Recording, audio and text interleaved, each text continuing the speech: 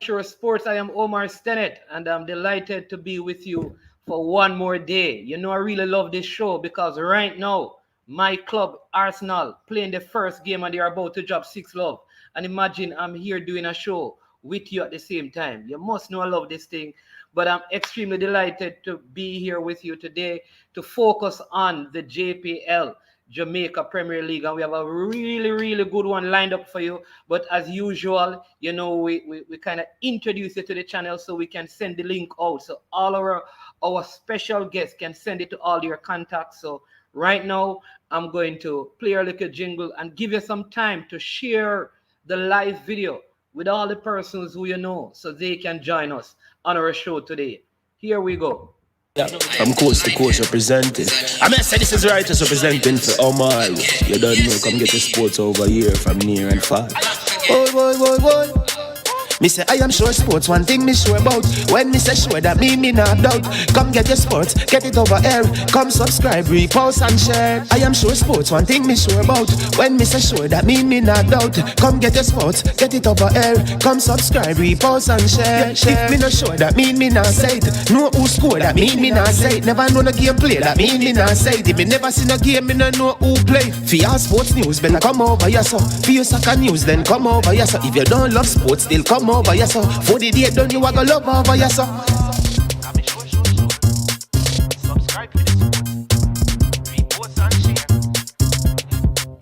So when it comes on to behavior concerning football, Jamaica is decent.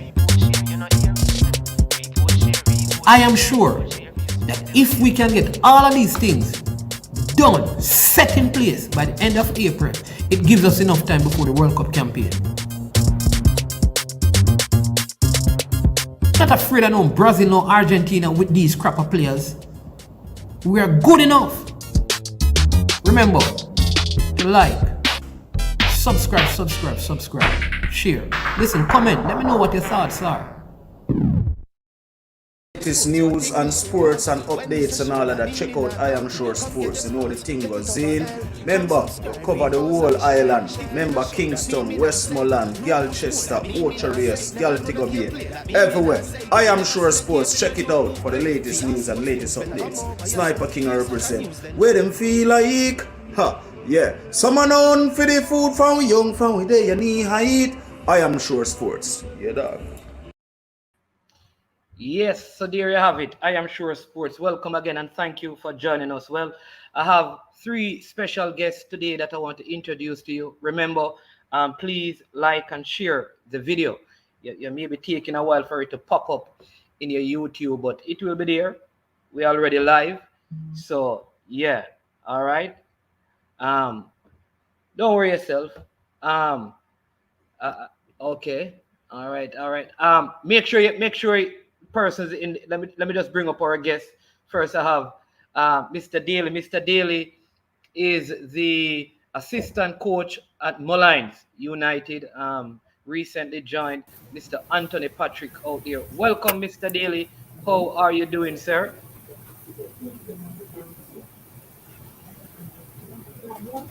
Yeah, Mr. Daly. Yes, All hello, right. good evening.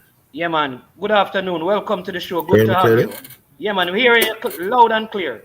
Crystal clear. Doing well?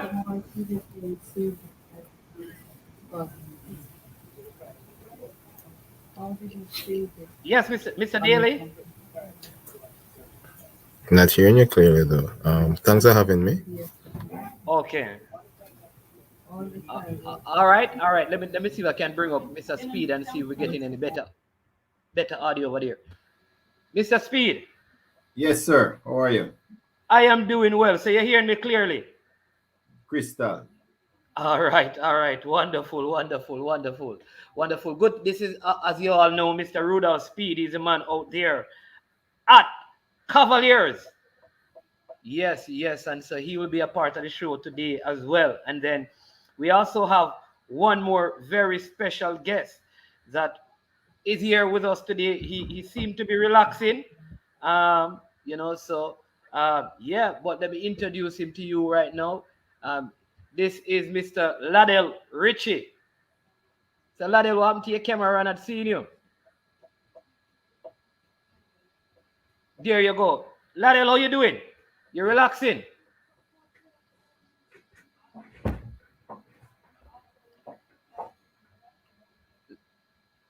Hold on, you're muted. Yeah, go ahead, Ladale. Hearing you now, loud and clear. I said, I'm relaxing because I have some physio treatment to do, so I'm just giving you some of my time.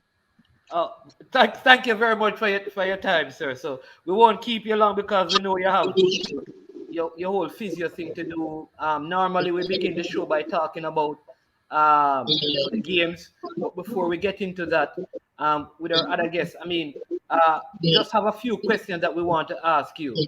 Um, what are your what are your feelings concerning where Mount Pleasant is at right now in the JPL, having changed coach and all of that? How has life been, and how is life at Mount Pleasant in the JPL? Well, I think we are doing good so far. I think we are in a good position to challenge for the championship at this point in time. Okay, and what are your expectations My expectation for are this season? is always to win the championship. Okay, okay, so you believe the team is big enough to win the championship this season?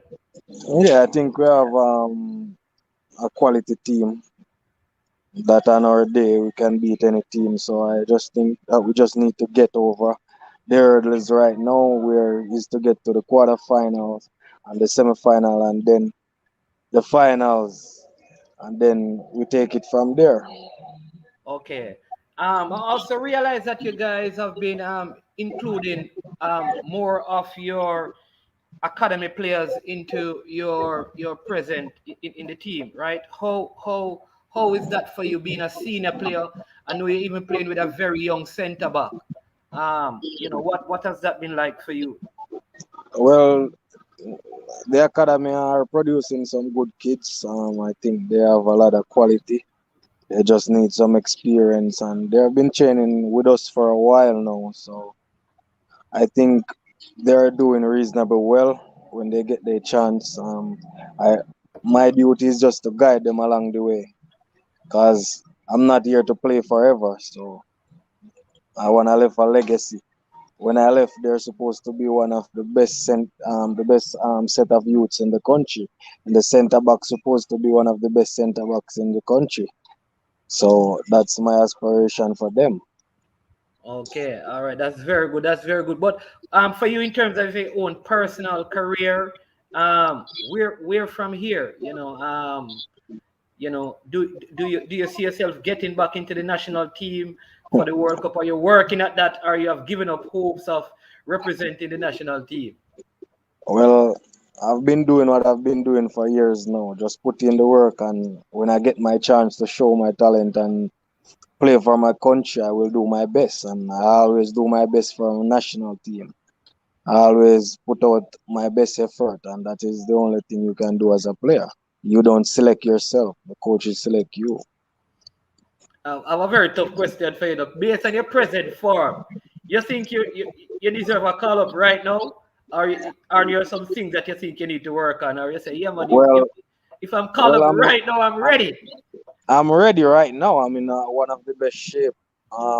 There are for couple months they've been complaining about my fitness, but I think I'm in a great shape right now. Been training, been working hard, putting in the work. So I have no problem when I step out there for the national team. I always do my best, and I always done well. So whenever I get my chance, I just gotta show that I deserve it, and that's what I've been doing over the years. Yeah, because you have represented the national team before. How Yeah, many? How also many? captain the national team You also. captain the national team? Yeah. How many national caps do you have? Well, I don't really count, but I got a few. I got more than I in the teens or something like that. Not sure about, because I just represent when I get the chance and gladly do so with all my heart. So it doesn't really count. All right, but you believe like right now, if called, you can make valuable contribution to the Right national now, team. right now, as I said before, I'm in a good shape, and once you have a fit Ladale Richie, then I can do as best as anyone in any league. All right, wonderful. So you have Mount Pleasant. I mean, you also have two Guyanese in your squad, a center back and a goalkeeper. How has that been for them?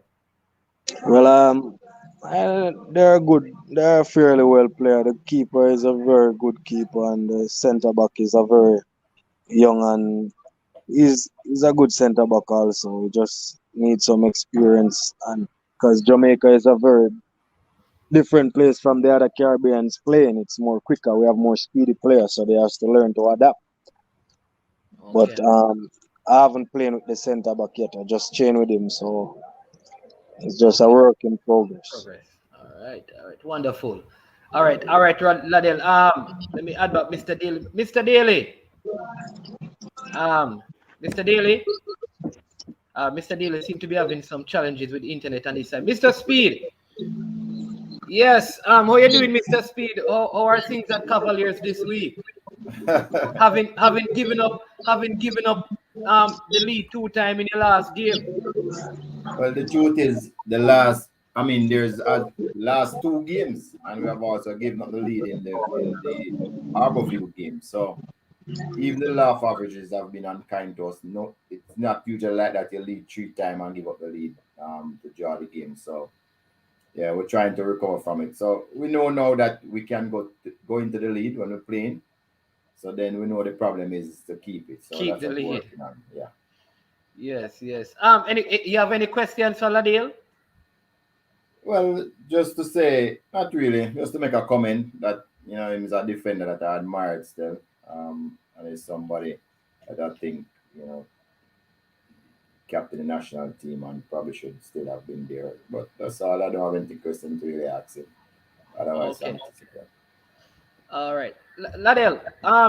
I mean, because you have won at Mobile United, very successful career. But a lot of people would say, Ladell are old man. You say yes, he be a young youth to run things, but you don't know. You need some experience. But when you look at the league itself, who are some of the young centre backs that you see are emerging players who play in the centre back that when you look at them, you can say, man, this youngster look like they would have an opportunity of, you know, matriculating into some big players or even going further than you have gone. And any player you have seen so Well, far? I think let's see. Talbot is a really good young player. Um, as he play, I think he will get better by age. Cause as centre back by age, I get wiser and smarter. Cause things I used to do when I was younger, then I wouldn't do now. I know to cover space better, everything. Know to read the flight of the ball. So there's a lot to learn. But I think cause Speed got a guy over there. I don't know his age, but he's a very good player. I always admire him. He's the captain over there. He's a very good player. He's Come on, very Simpson. humble. Yeah, come on. He's a very good player. I admire him a lot as a youngster. And he has the right build, and I think he has the right attitude to go far. And also, Mount Pleasant have, I think, Banky, the young centre back, and the one that used the left foot, 13. They are very young, but they are playing with us. So by experience, by the time when they get a little bit older, I think they will be better. But as you say about age, I'm 32. I've just been around for a long while, and for a centre back for 32, striker been playing 38. So 32 is prime age anywhere in the world for a centre. Yeah. Okay. So let me ask you: in your years in the league, I mean, are the forwards harder to deal with now, or were they harder to deal with when you were at Mobile United? I think Ladale. Something seemed to be struggling with the internet. Right. So just to bring you up to date on your guess, Ladale played 158 times for Montego Bay United. He has played exactly 50 games for Mount Pleasant Football Academy Wow, that's over 208 games. for in Premier League games, and he has played 19 times for Jamaica. Not a goal scoring centre half. He has only notched 2 goals for Mobay United, none for Mount Pleasant and none for Jamaica. Yeah, So that and is that's very good. I mean, he mentioned Kamai Simpson as a very good and humble player who represents your team.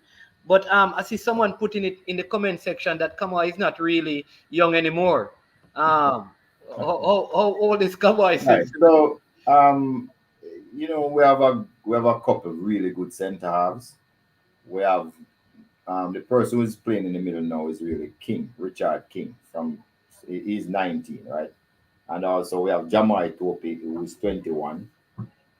And Kamai don't really play centre half anymore either. He plays now central midfield. So those would have been my two young centre halves that are over there. Of course, we have young Leng who is playing his Right. first season, and Kyle Ming plays centre half sometime, but we still have his fight as to if he's a centre half or if he's a right back. So yeah, but we have some good ones over there. That's true.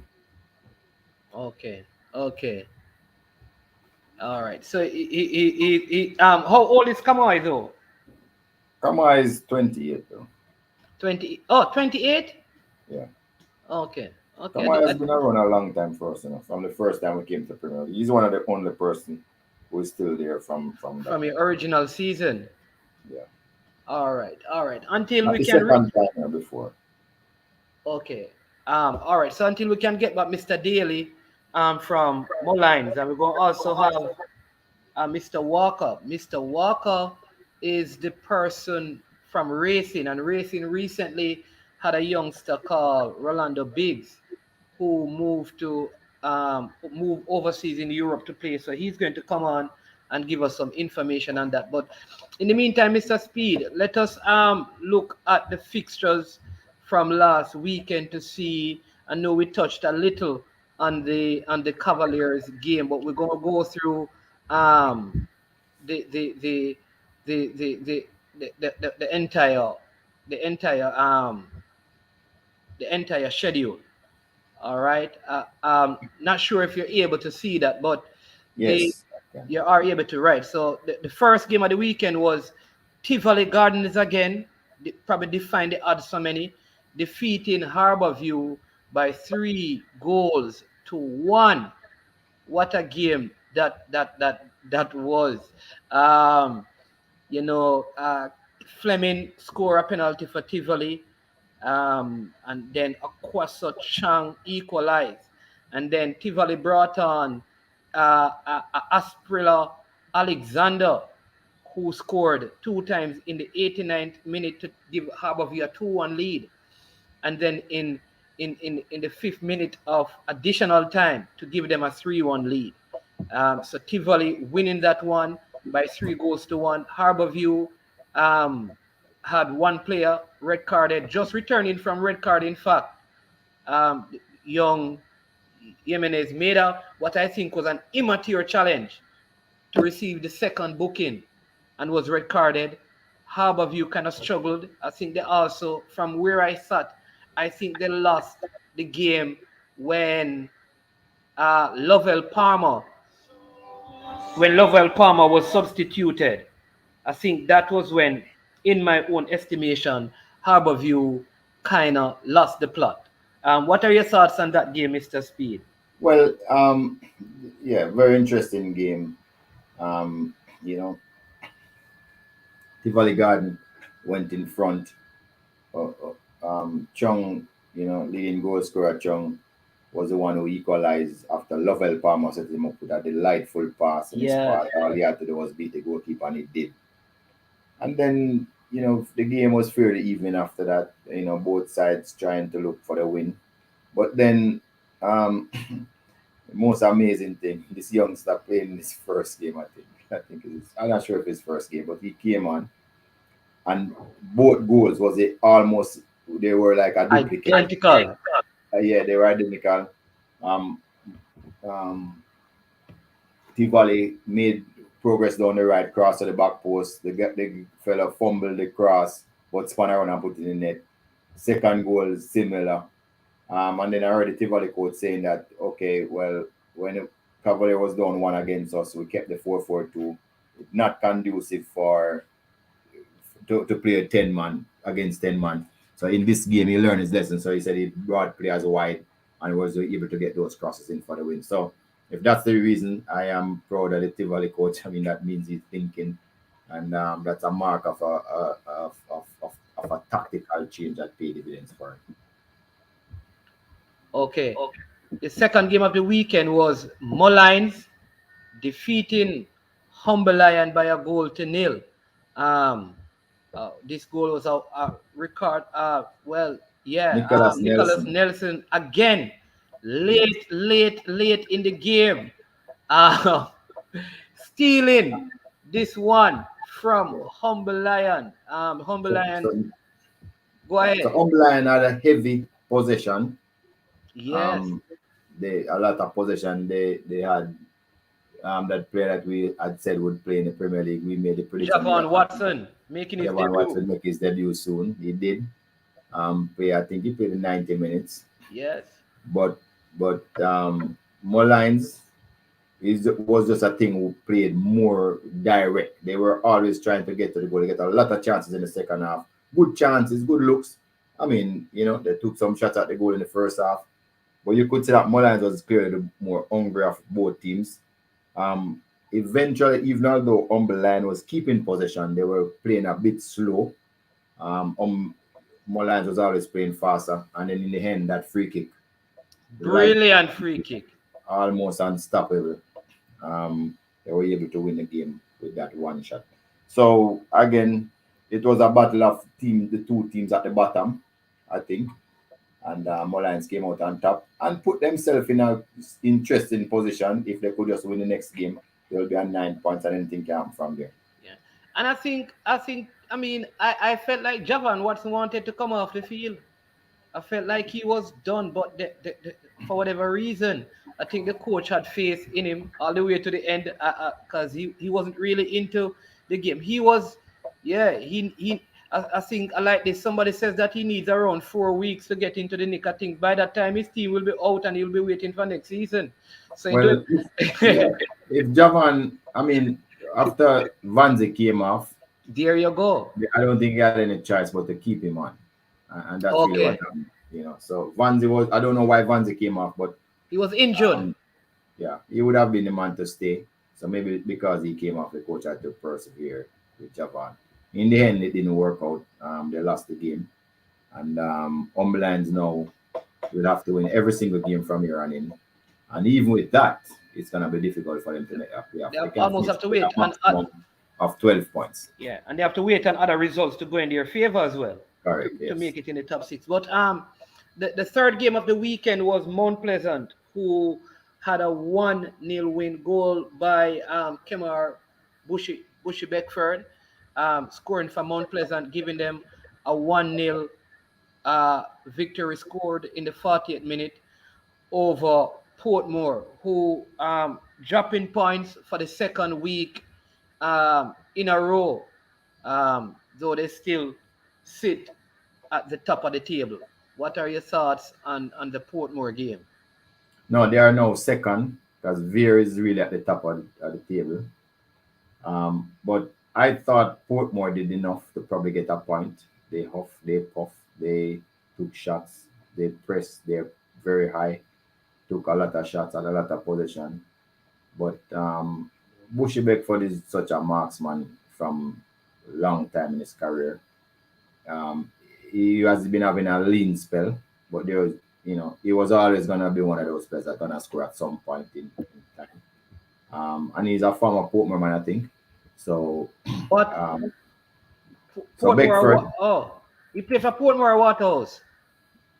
Waterhouse, sorry. He was at Waterhouse. So Beckford is somebody that I, was always going to score. And Mount Pleasant is set up a little bit different. They look to be playing a 4-4-2. Which is a little bit different from the normal 4-4-2 that other teams are playing with the diamond midfield. So I didn't expect anything else. I expected Portmore to win the game or at least even draw, but I was not surprised that Mount Pleasant was able to pull it out. I remember there's a new coach syndrome. I was very impressed that they persisted with the youngsters in the team. I mean, because that's what everybody is doing. So I can just say that Mount Pleasant looks to be getting into stride here, and let's see. Interesting. Mount Pleasant, I think, played four.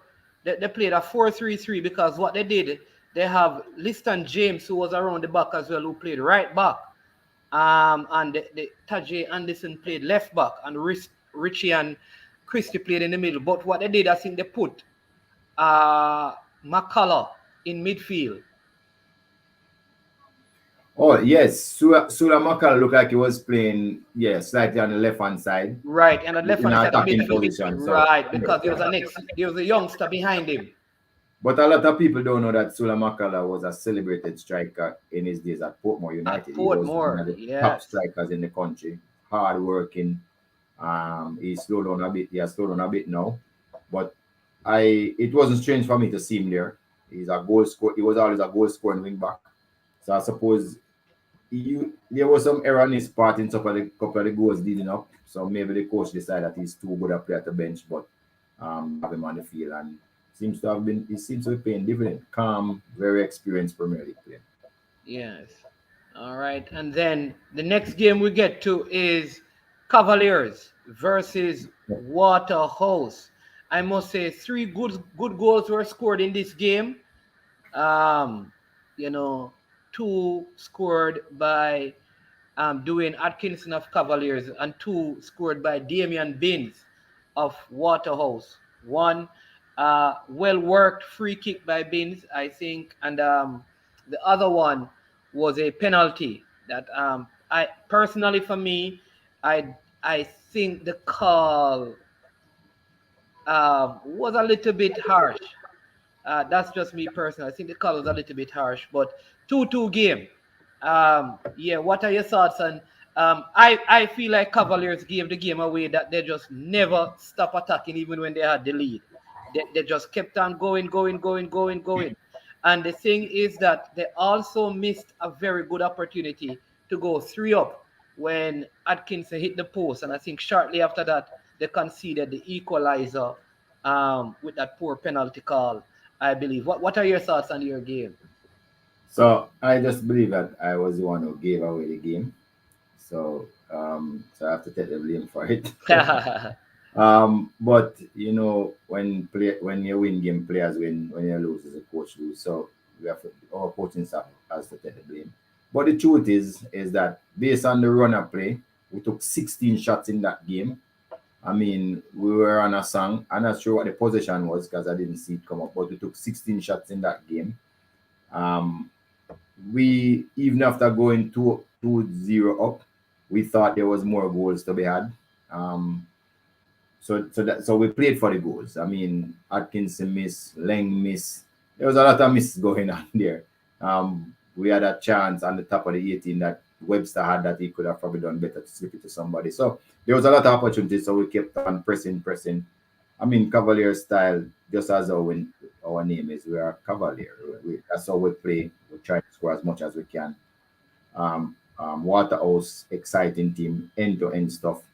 Probably the best match for the season, maybe.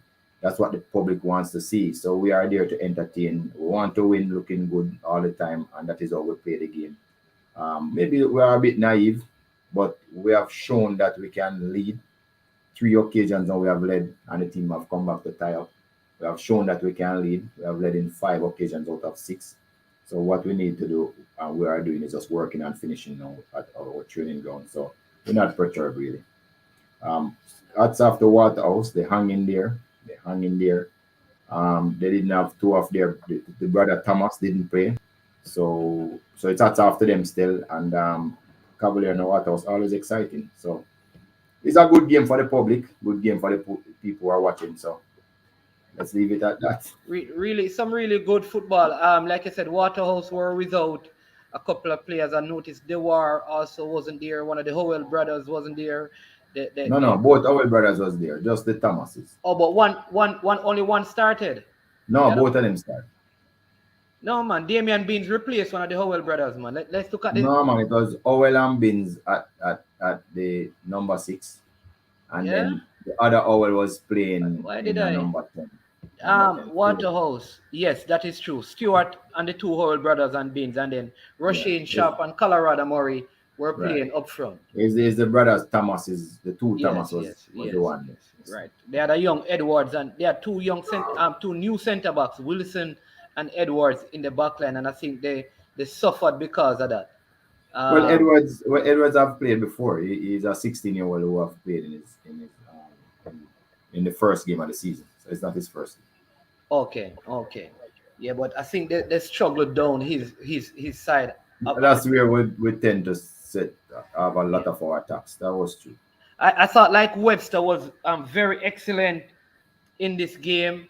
I mean, I think one of the chances that he created, the ball was basically going out, and he still, made a slide and kept it in play, and started a very quick counter. Um, yeah, and I thought a very very good play. I have Coach Daly from Mullines, Mr. Daly. Yeah, man. Yeah, we have you back. No, are you hearing us? Yes. Yeah, man. We are just going through the fixtures from last No. week. Yes, I Yeah, am man. We're clearly. just okay. We're just going through the fixtures from last week, and we have looked at most of the games so far. But any comments you want to make on the fixtures last week, fixtures in the Premier League? Maybe you can shed some light on Mulline's performance and what are you looking forward to? Do you still believe you have a chance of finishing in the top part of the league? How does that look for you? Yeah. What are the plans going ahead? Are you just rebuilding for the restart? Are you optimistic that you'll be in the top six from this position, and even in the top four, or make it to the final? Well, definitely we're still in with a chat for the top six. There's a cluster right there. Nobody's going away too far from each other. So the chance is for top six. So we're gonna take it a game at a time. Our next game will be against Cavaliers, and I watched them last match that they play with Waterhouse, and it was a very, very entertaining game. So hopefully, we can take 3 points from Cavaliers and move up into the table. You think you have the formula to beat them based on what you have seen so far? Um, it's Don't be just afraid. we have to Don't be just afraid take it a because you see step at a Mr. Speed, time. you know. No, man, Mr. Speed cool, man. But we've been putting in the work, and we watch very closely to the Cavaliers team. So it's gonna be a very exciting game. Trust me.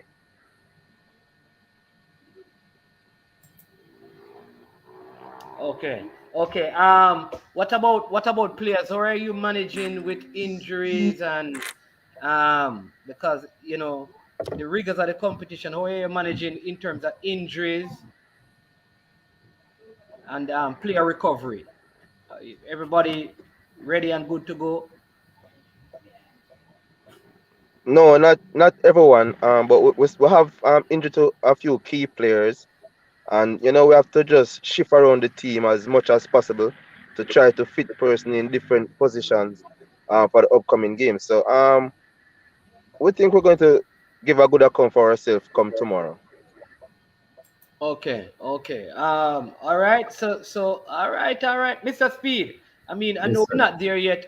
Any word of caution from lines for tomorrow's game? No, no. Mullins, I'm a best friend. One of my best friends in a competition. Both the chairman and the president. We are very close. But as you know, we are rivals still. So we're having the same problem like what they have. In terms of a few players, we won't be able to start them for the same reasons. So, but we have a factory, as everybody know. Cavalier have a factory, so we're just going to bring up some additional players and let them play. But the brand won't change. We'll be playing just the same. That's what we practice. That's what we used to. And after all, we name Cavalier. That we play like our name suggests. And I noticed Mullines. kind of play like that. So they attack a lot. Even when Lions had the better of them in terms of possession, they had more of the chances, more of the clean cut chances. So should be exciting. But that's what the public want to see anyway. A 4-3, a 5-3, something like that. 3-2. So You hear those scoreline, Mr. Daly? What are your thoughts on those scoreline? Yeah, man, that's what the public like to see, you know, goal be scoring. So hopefully we'll be the victorious team. Okay, that you come out on top. All right, but Definitely. congratulations to also your forward, Mr. Nelson. Mr. Nelson always make the team of the week. He's always in it because I think he's the second top leading scorer behind Acosta Chang. I think he has 4 goals from the 7 games that he has played. 6 games, 7 games. I think he has played so far. He has 4 goals. no, it's 6 games. The Lions play six Six games. games, right? And he has Six scored six four games, goals, right? right? 6 games. And Acosta Chang Right. has played one Mr. Nelson, additional game. right. Go ahead, Mr. Mr. Daly. Nelson put in the work in training, So once you put in the work in training, that will be a reward. So you think he feels going to play against a club that he once represented? If he is very confident and very good, man, he can't wait until tomorrow, Yeah, he'll want to say you were stupid to let me leave the club. Yeah, that's what he'll want to say. That's what all the players do when they come back and play against a club that they played. But All right. some of the players are classy, so even if they score, they don't celebrate too much. That's Okay, so well, people, that's a game to look to tomorrow. But the final game of round 7 was the Veer versus Arnett Garden games. All right, so Veer again, they came out on top, and I don't know if they're a surprise team anymore. Goal scored by Ricardo Dennis, who was out a couple of games, came back in and he scored for Veer, giving them again their favorite scoreline, a 1-0 victory over a young Arnett Garden team that continues to struggle in the league. Thought they played very well in possessing the ball from the defensive third to the middle third, but there was no creativity at all. Mr. Daly, did you watch the game, and what are your thoughts on the Veer versus Arnett Gardens game? No, unfortunately, I didn't get to watch that game. Okay. Mr. Speed, any thoughts on that game? Yeah, well, I watched the first half physically because they played. I think they played after our game, so I was Right. there for probably about an hour. Um, what I saw was Arnett Garden was missing a couple of the best players. Cephas wasn't in there. I think Yes. centre of Cunningham wasn't in there. He didn't start either. Cephas was like not even on the bench. The centre half was on He's the bench. injured. He's He was out injured. yes. So Arnett Garden set up in the usual system 4-3-3 or 4-2-3-1, whatever it is.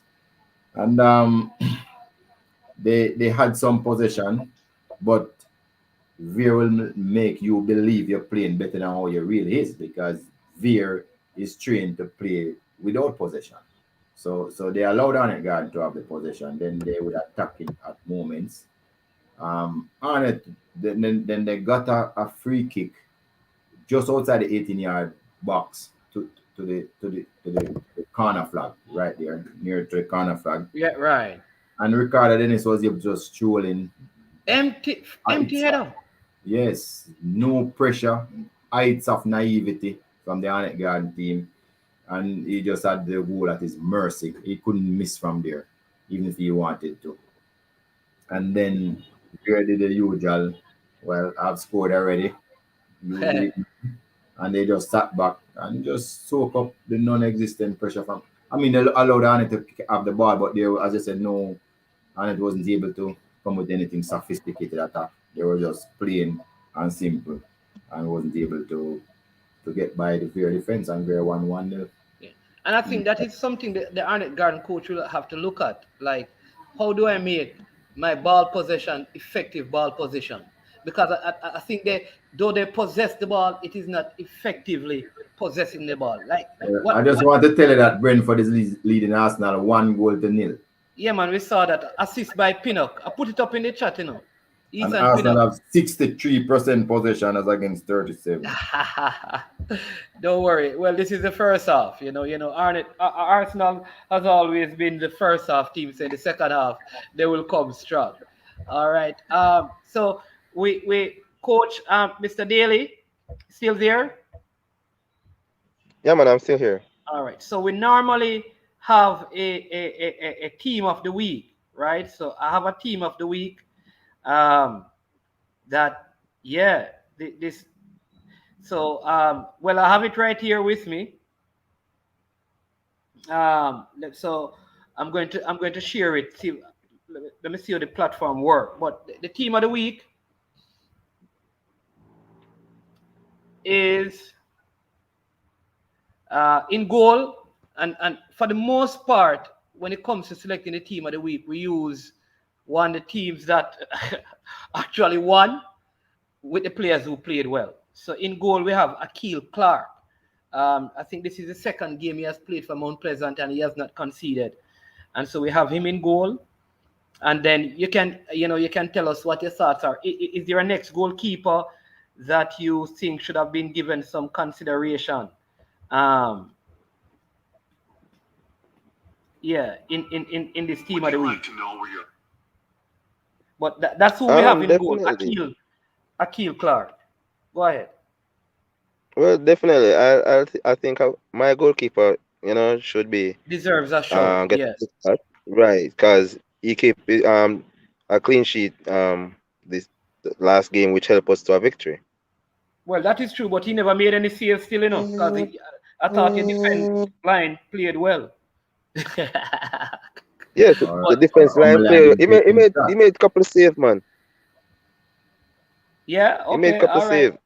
That's a good shot. He could be, but I just went with I Akil think it was Clark about 2 because or 3 saves. okay, that's a good shot. That's a good shot. Um, I play a 4-3-3, kind of change it up so that I can facilitate who I believe played best. I think Kemar Fleming from Tivoli Gardens, in terms of right backs, he had a very good game. He also scored, and I think he's one of the leaders in that Tivoli defense. And so I have him at right back. Any thoughts on that? No, man, that's a good selection. Definitely a good selection right there. Your thoughts, Mr. Speid? Because I know you play a back three, so you never really had a right back, really, in the truest sense. Well, Ming was like, he filled that role when we were defending. So, but Fleming is really one of my. I mean, I just think Fleming is such a solid right back over the years. I'm even surprised he hasn't gone on to the better in terms of, either overseas as a right back or a national representative, because he has played some good games. But I suppose he's going up in years now. I have no objection to him being the person. All right. He's in the team. My two centre backs, I have Steve Wright from Moulins, who has been having a steady season, I believe. Played a very, very good game. A couple of times he broke out of defense to create attack for the Moulins team. Never lost possession. Yeah, really, really good game. There are several players that have good puck play. I mean, that are worthy of mention. But I think he has been one of the steady pieces in the Moulins defense. So I have him. And I thought the youngster from Mount Pleasant, Christie, played well. Ladale Richie was substituted in the game, and though he had an ex-senior centre back beside him, for a 17-year-old, just turned 17 to be around here, helping to maintain that defense. They have not lost a game since he has been playing, and they have not conceded a goal since he has been playing. So I have him. Those are my reasons. So that's the centre back pairing. Any other names that could be mentioned? Well, seeing as how they keep a clean sheet, I don't have. You hear me? You've seen how both they keep a clean sheet. Both the Mullines team and the Mount Pleasant team kept clean sheets. Then I mean it's fair for you to pick those players as a centre back. I wouldn't have a big argument against those. I mean, it's not the centre backs that we would have been talking about from the season start, but they did There the you go. job, and that is Yeah. what is important. Yeah, because I still believe, like, except that the ball came off King's hand, I think he played well. Even Lang played well on your team. I think Talbot played well. There were several centre backs that played well, but I just think these guys have been steady for a while. All right. And Christy, what about you, Coach Daly? Any? Okay, seems like we have lost him again.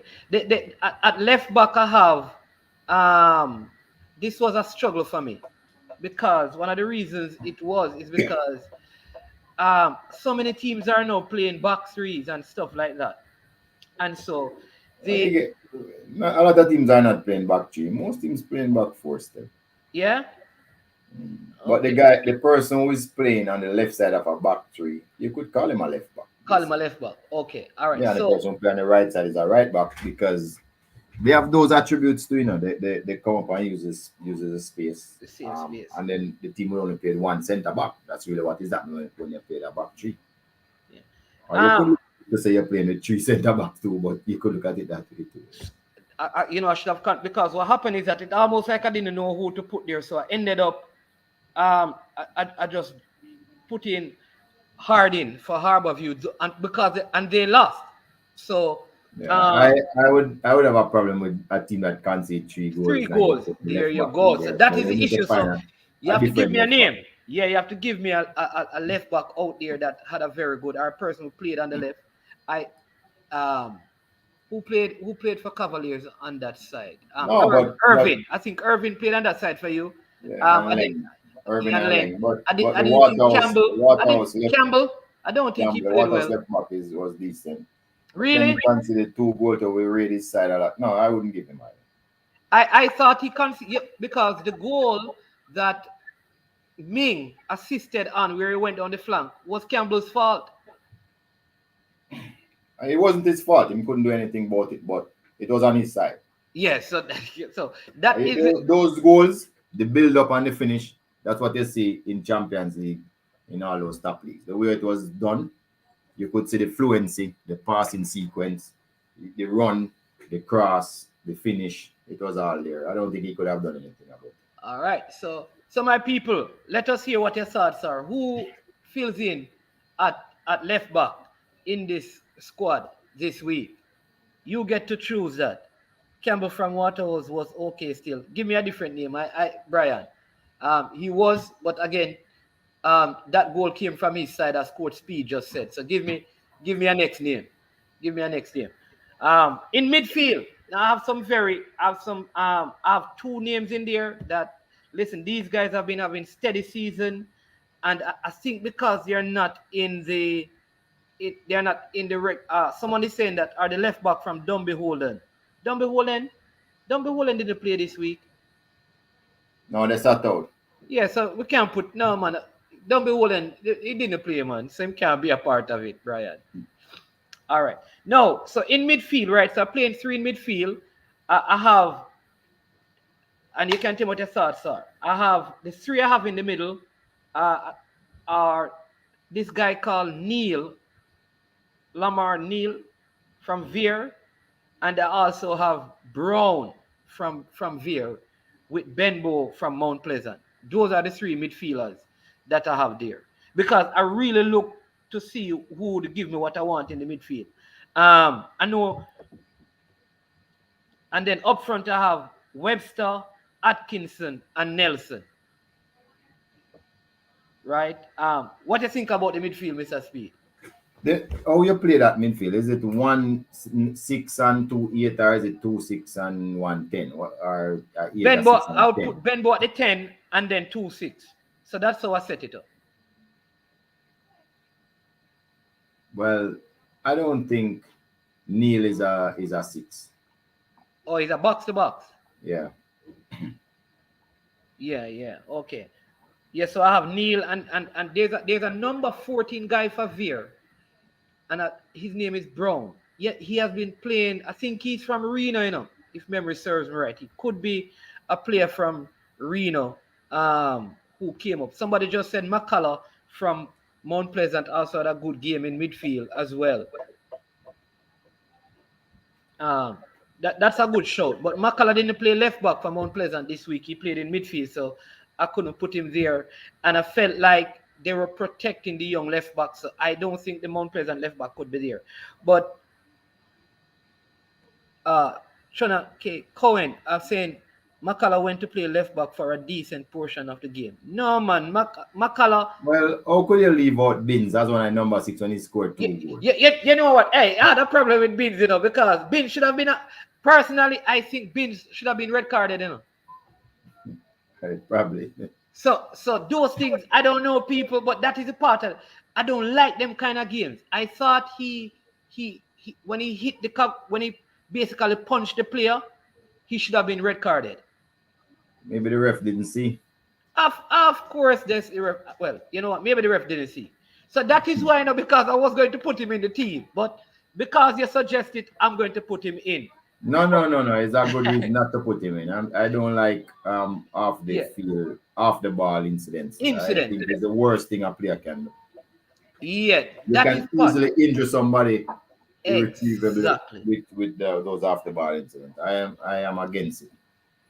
As a matter of fact, I don't even think the ref have to see it. If somebody see it and give it to the officials, they should penalize it afterward. All right. So somebody, Brian is saying that I can't use that to select the team. Well, here's the thing now. I'll say this. Again, and Mr. Speid said it right. If you're going to a tackle and you tackle hard, an injured player can understand. But when it's an off the ball incident, I have a hard time, because that's not sportsmanlike. And I find it hard to include player in the team when there's that intentional. But see, because them saying him scored 2 goals, he played, and it was that free kick, good set play, and that count. I will. May have an asterisk beside his name. Let's say that asterisk beside his name. Cohen. What you're saying yes to? Let us know what you're saying yes to, please. All right, but that's the team up front. I have Webster, who was man of the match in the game. I have Atkinson, who scored 2 goals, and Nelson, who scored 1. That's the front 3 I have. Any thoughts on that, Mr. Speid? No, I can't argue that front 3 like that.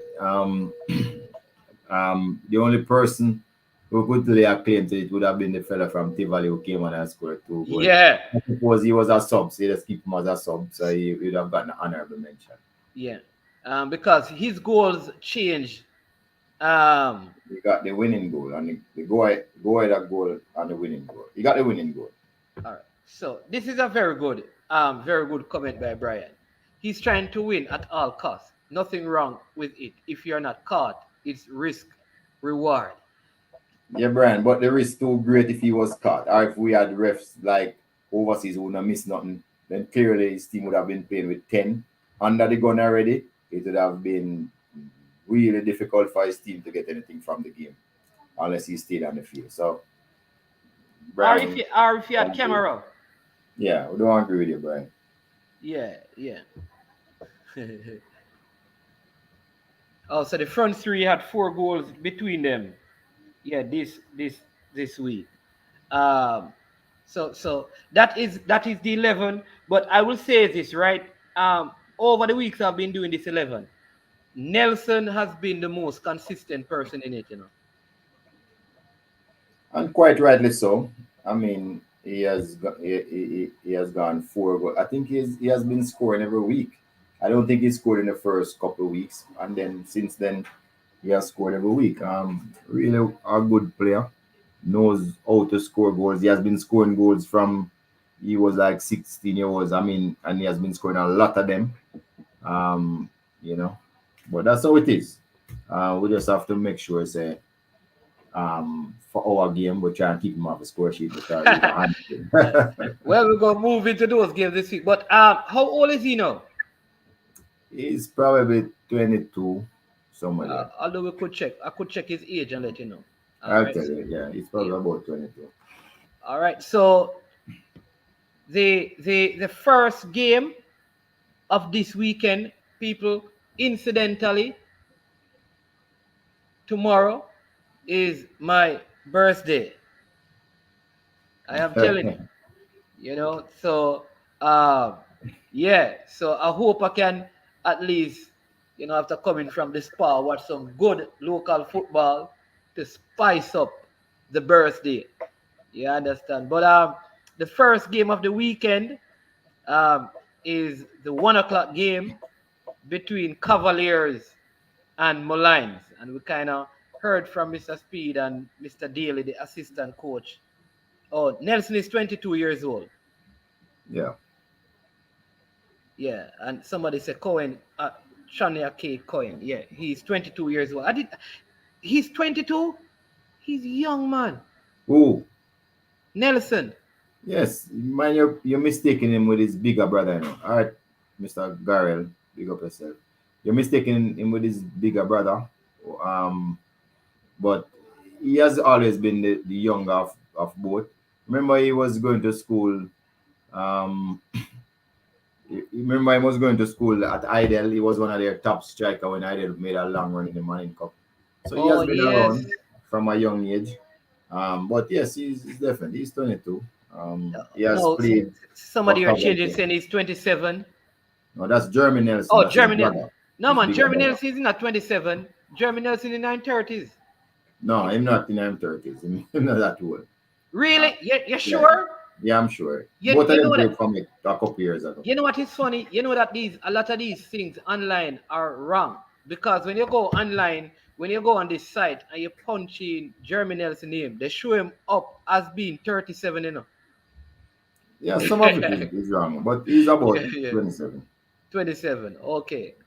So and I mean, scoring so many goals. Why is he then? I mean, you ever wonder why some of these players with so much talent always scoring goals are like you'd say stuck in the league? Because Nicholas Nelson has been in the league for quite a while. No, Nicholas, I don't think so. I think this is his third year in the league. He's not. Oh, he did 1 year at you and then. It's the second year at second year at Molines. Okay. All right. So that's the Cavaliers versus Molines game. People send in your picks. Cavaliers versus Molines. I'm giving Cavaliers the victory. I'm saying Cavaliers 2, Molines 0. This is big up Mr. Speid coming from the administrator of Molines. Hey, wait a minute, tell me that before we give me prediction. So Mr. Cohen, what is your prediction? What is your prediction, Mr. Speid? Because I think Cavaliers are going to. Here's one of the things, people. Every time they have given up points, they come back the next game and fix the defensive issue to deal with it. So I'm giving Cavaliers a 2-0 victory over Molines. Mr. Speid. Oh, it's Miss Cohen. Okay, it's Miss. Sorry about that. What is your prediction for the school for the game? Remember, the Molines people are here, so you have to do it. Yeah, man, the Molines people. I hope. I mean, to be honest, when I play Molines, I am not so motivated like when we play some other teams, mainly because of the close relationship that I have with the Molines people. So I have to big up Molines people. I'll take the 2-0 any day. So I'll just take it. I'll just go with what you say and take it without making a commitment of my own. So, two of our host program, so I'll just take what you say. So you take what I say. All right. Yeah. No, I'm telling you that you're going to come on a severe attack, because right now you're having some problems because Coach Anthony Patrick is here. He's not going to give his prediction, but I know. So he says, Nicholas Nelson, somebody just said that indeed that he played at Waterhouse when he was at Hydale School, and then he moved from Waterhouse, I suspect, to Cavaliers. And then we got him from Molines, No, we got him from Molines. So he went to Molines first. Oh, so he played at Waterhouse, went to Molines to Cavaliers, and then back to. But Molines wasn't in the Premiership at that time. Okay.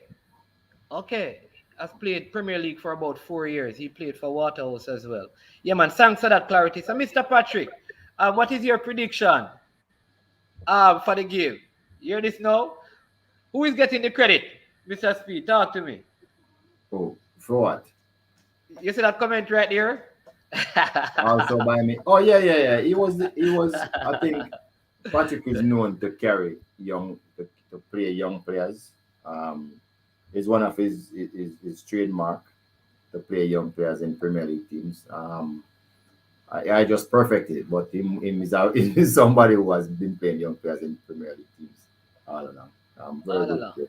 Yeah, very good coach. I mean, one with Bridgeport and all of that. So very Yeah, good at the schoolboy level, so you can tell. Respect, yeah. Mr. Patrick. We're waiting on Mr. Daly to come back on, But I still need a prediction from. Are you afraid to come on, man? I need Miss Cohen. Come on, make a prediction for my lines. You understand me? Mr. Speed gave his, so you can give yours. The second game tomorrow is going to be very interesting as well. And this is the Waterhouse versus uh, Mount Pleasant. I think, um, yeah, I think this is going to be a good game because Waterhouse is lingering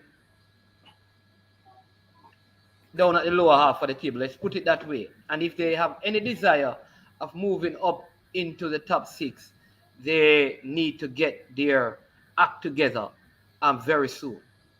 Right, Um, and so I think this is a tough. Like I think they can't do anything but win. right. So Yeah. Waterhouse is uncharacteristically in the lower half of the tables. That has not happened to them for probably about 3, 4 years now. Um, they have to set up their team to win, while Mount Pleasant doesn't have that problem. Mount Pleasant could be contented with a point where they are now, based on and still maintain what their position they have in the tables. But Waterhouse definitely need a win to come up in the ranks. I think Waterhouse is at in the eighth position, which is they're not used to doing that. So if Waterhouse loses this game, it's gonna be very difficult for them um, to recover, to recover this season. They have 7 points now, From 6 games. and they would have 7 points from 7 games. So that's not a position where it's easy to recover. Even if they got 19, their maximum would be 16 points.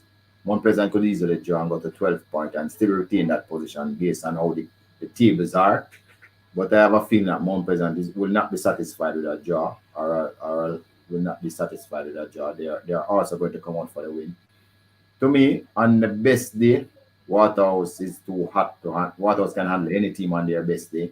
So it is for Coach Marcel Gale to go back to the drawing board and come back with a vengeance. And I expect really that to happen for them to come back hard.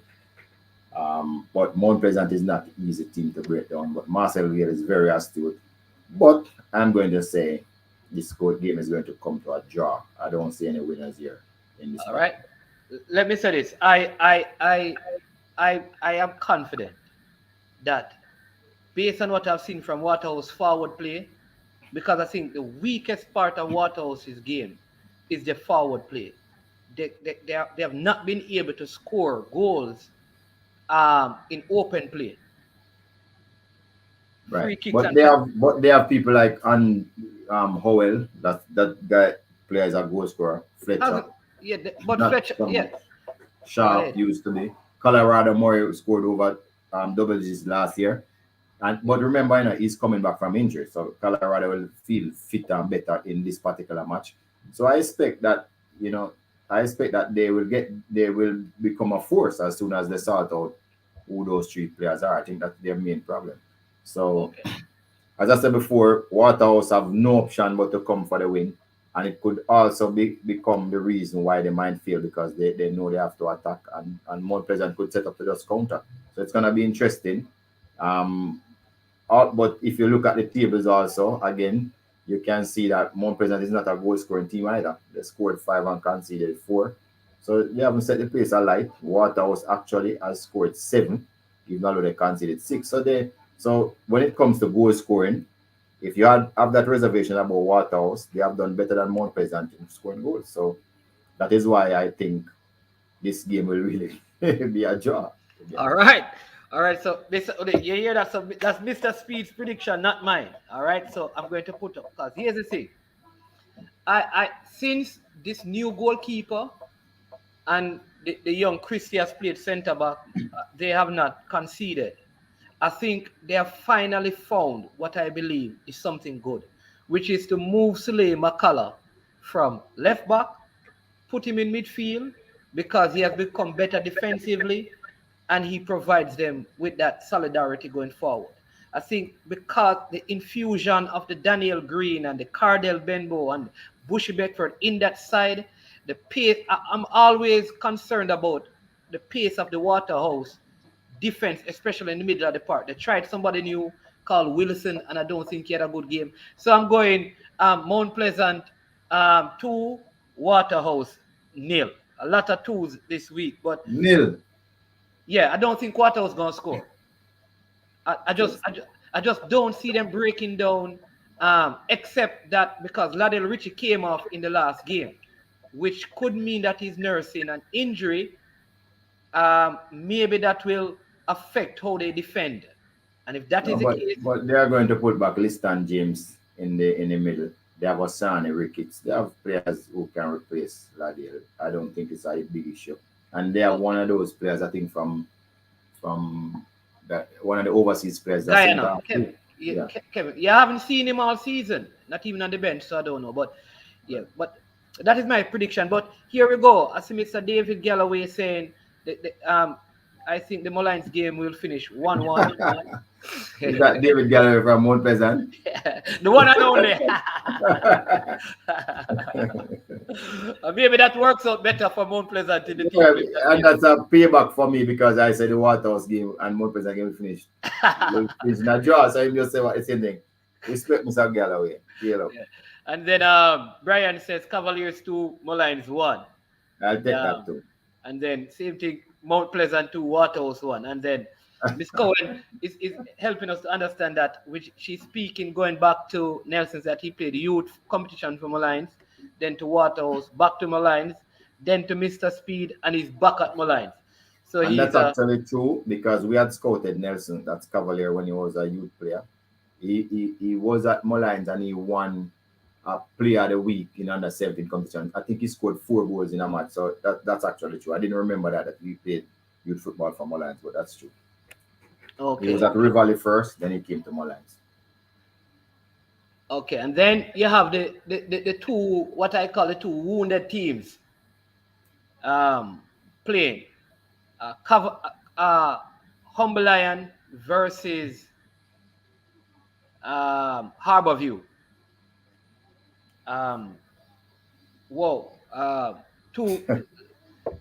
Harborview seem to be slipping down the table, and Humble Lion just can't get a clean break.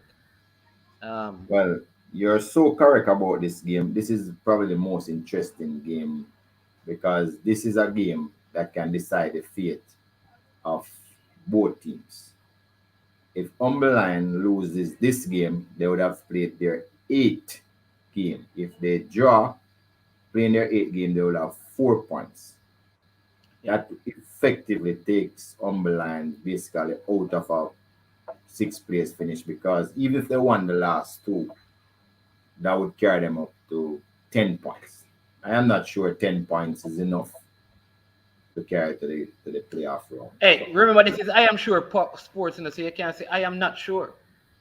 I am sure 10 points will not carry them to a playoff spot. So this is the game that name must win for Humble Lions.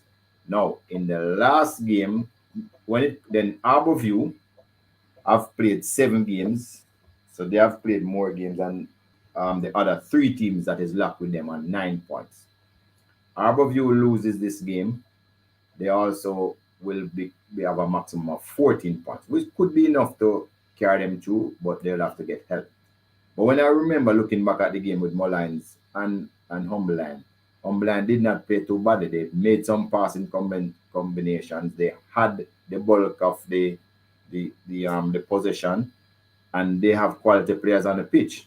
And you could see some of them getting into shape. So if Umberland is able to play at the same quality and just play a little bit faster, I think it's going to be a handful for Harborview. But I still expect Harborview with the younger, greener, and astute coach in Ludlow Bernard. I expect Harborview to win this one over Umberland. I'm not sure what the score is, but I still expect Harborview to come out on top.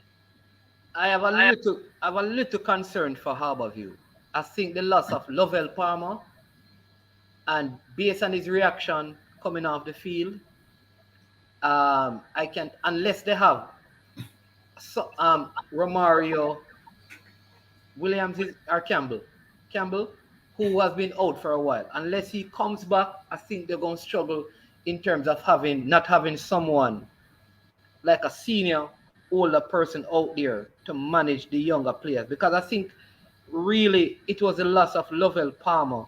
I think outside of the 10 players, because they were playing well and got the goal while they had 10 players. I think that was the defining moment in that game.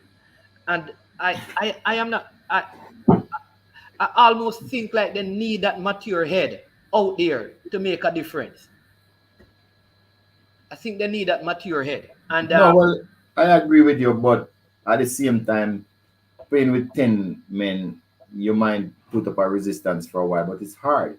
So even although he came, if they had 11 men on the pitch, just the same, it would have been more difficult for Tivoli to break them down so easy. So I am not agreeing. I think they have good players out there, and I believe that Lovell will be in the team anyway. And for that reason, I'm gonna pick Harborview to win the game, because the truth is, Umberland, they have won one game from 7. I don't know if they're gonna turn the farm book around, but I stick to the farm and go with Harborview. you're going with Harborview. All right. So Yeah. because of what I saw from Humberline, what I saw was two things. I saw because of the poor conditioning of Javon Watson, he just sat in that midfield. He basically sat in that midfield. Sat and clogged up the midfield. I think Jeremy and Christian was also in there as well. And Vanzi. They just sat in that midfield and became hard to break down in that area. I think because of that kind of play, this game is going to end 1-1. I don't think Harborview have yet developed a way of play that prevents them from conceding goal. I don't trust them to not concede, though they will score. And I think Humble Lion, if they score, they can protect a lead, given the inclusion of a Javon Watson to maneuver things in the midfield. So I'm going a draw with this one. Good. I'm going to draw. All right. The next game is Arnett Garden versus Portmore. Well, you can go first and tell me about the draw Well, here. let me tell you about this. Listen, Portmore is going to beat Arnett Garden. I think I from what I've seen, I just believe that Arnett Gardens is preparing for next season. They came into this league, I think, except for Veer, I don't think any other team has such low quality in terms of goal scoring. I think Arnett goal scoring powers is the worst in the league, and you have to score to beat Portmore, because Portmore is going to play well, having lost to Mount Pleasant. They are going to break you down, and if they break you down, they are going to score. Do I trust Arnett Gardens to score 2 goals?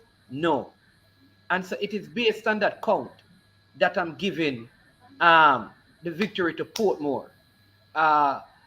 Even if Cephas play, I think Portmore wins by 3 goals to 0.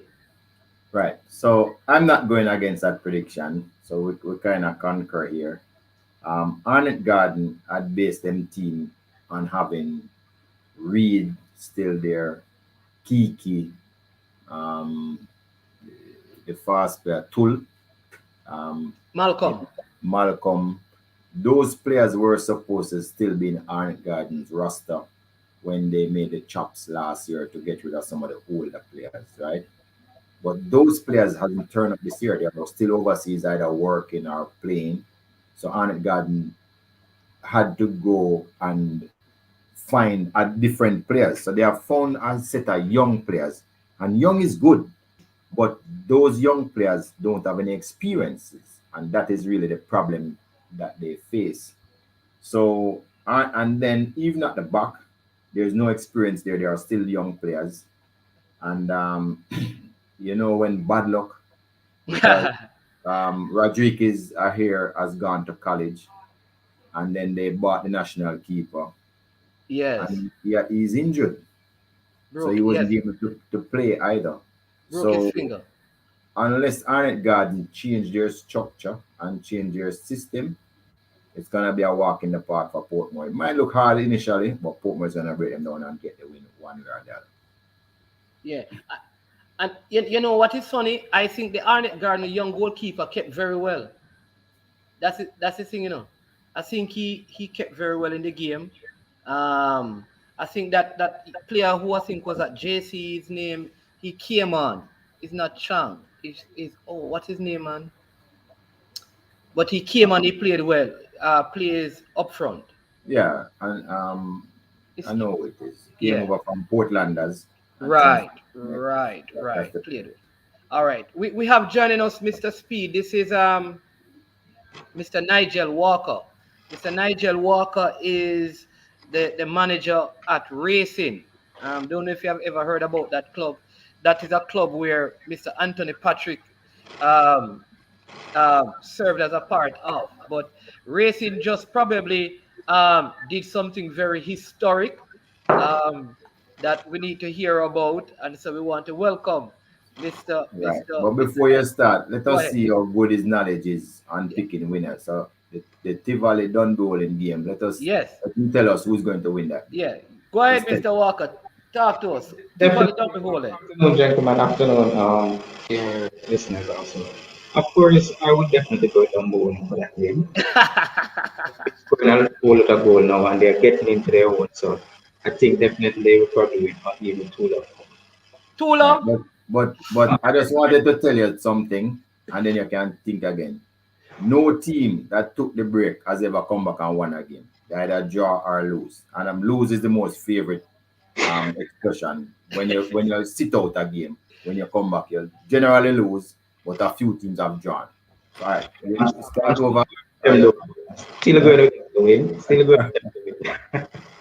Is it because you're a St. Catherine team, or you really believe that they're going to get the better at Tivoli?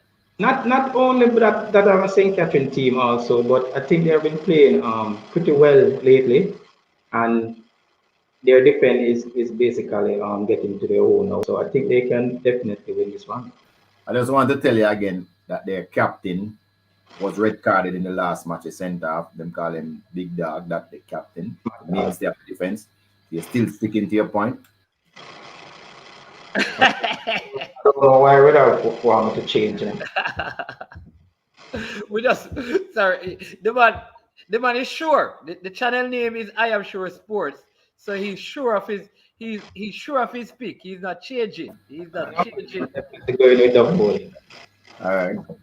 I gave you the facts. So go ahead. It's okay. All right. So what does history show? All right, let me just say this. Number one.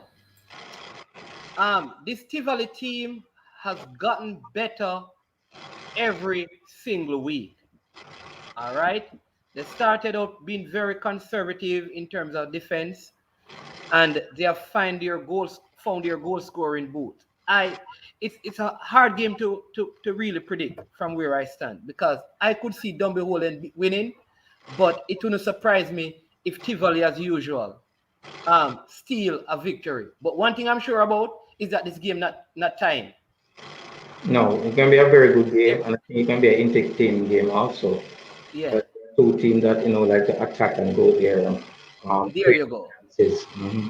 Yeah. So let me hear you in the comment section. What do you think? Who do you think? Sorry, Mr. Speid. What are your predictions? I'm going to listen to you guys first before I make a decision on this one. Right. So what I've found with Tivoli is Tivoli have one of the best young coach in the business. He's very astute. He's meticulous.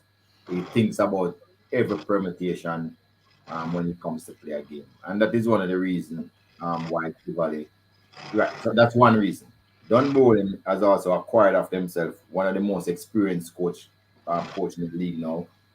Um, is somebody that is also meticulous, looks at teams, is not afraid to go and do his homework, so he understands how teams play in Harold Thomas, right? So there's two coaches, one old, one young, but they are both very astute coaches. Um, but Tivoli and Dundee also, even when they're not playing good, they hang around in the games. So they're almost similar. They might not be playing good. You might be crisper pass than them, playing better players. It don't matter. They are going to hang around as long as they can to see if they can start something from the win. Truth be told, Dunby I think, are probably the better players in terms of talent. Christian, outstanding Premier League player. I mean, they do have the better players. But Tivoli is going nowhere, and that is why for this game, I am thinking that it's gonna be a draw. I wouldn't give Tivoli a Dunbolen. Dunbolen has an issue to fill that centre half spot because their captain has been inspirational and has played every single match for Dunbolen as far as back as I can remember. And and Dice is kind of slow, very slow. He's a good player.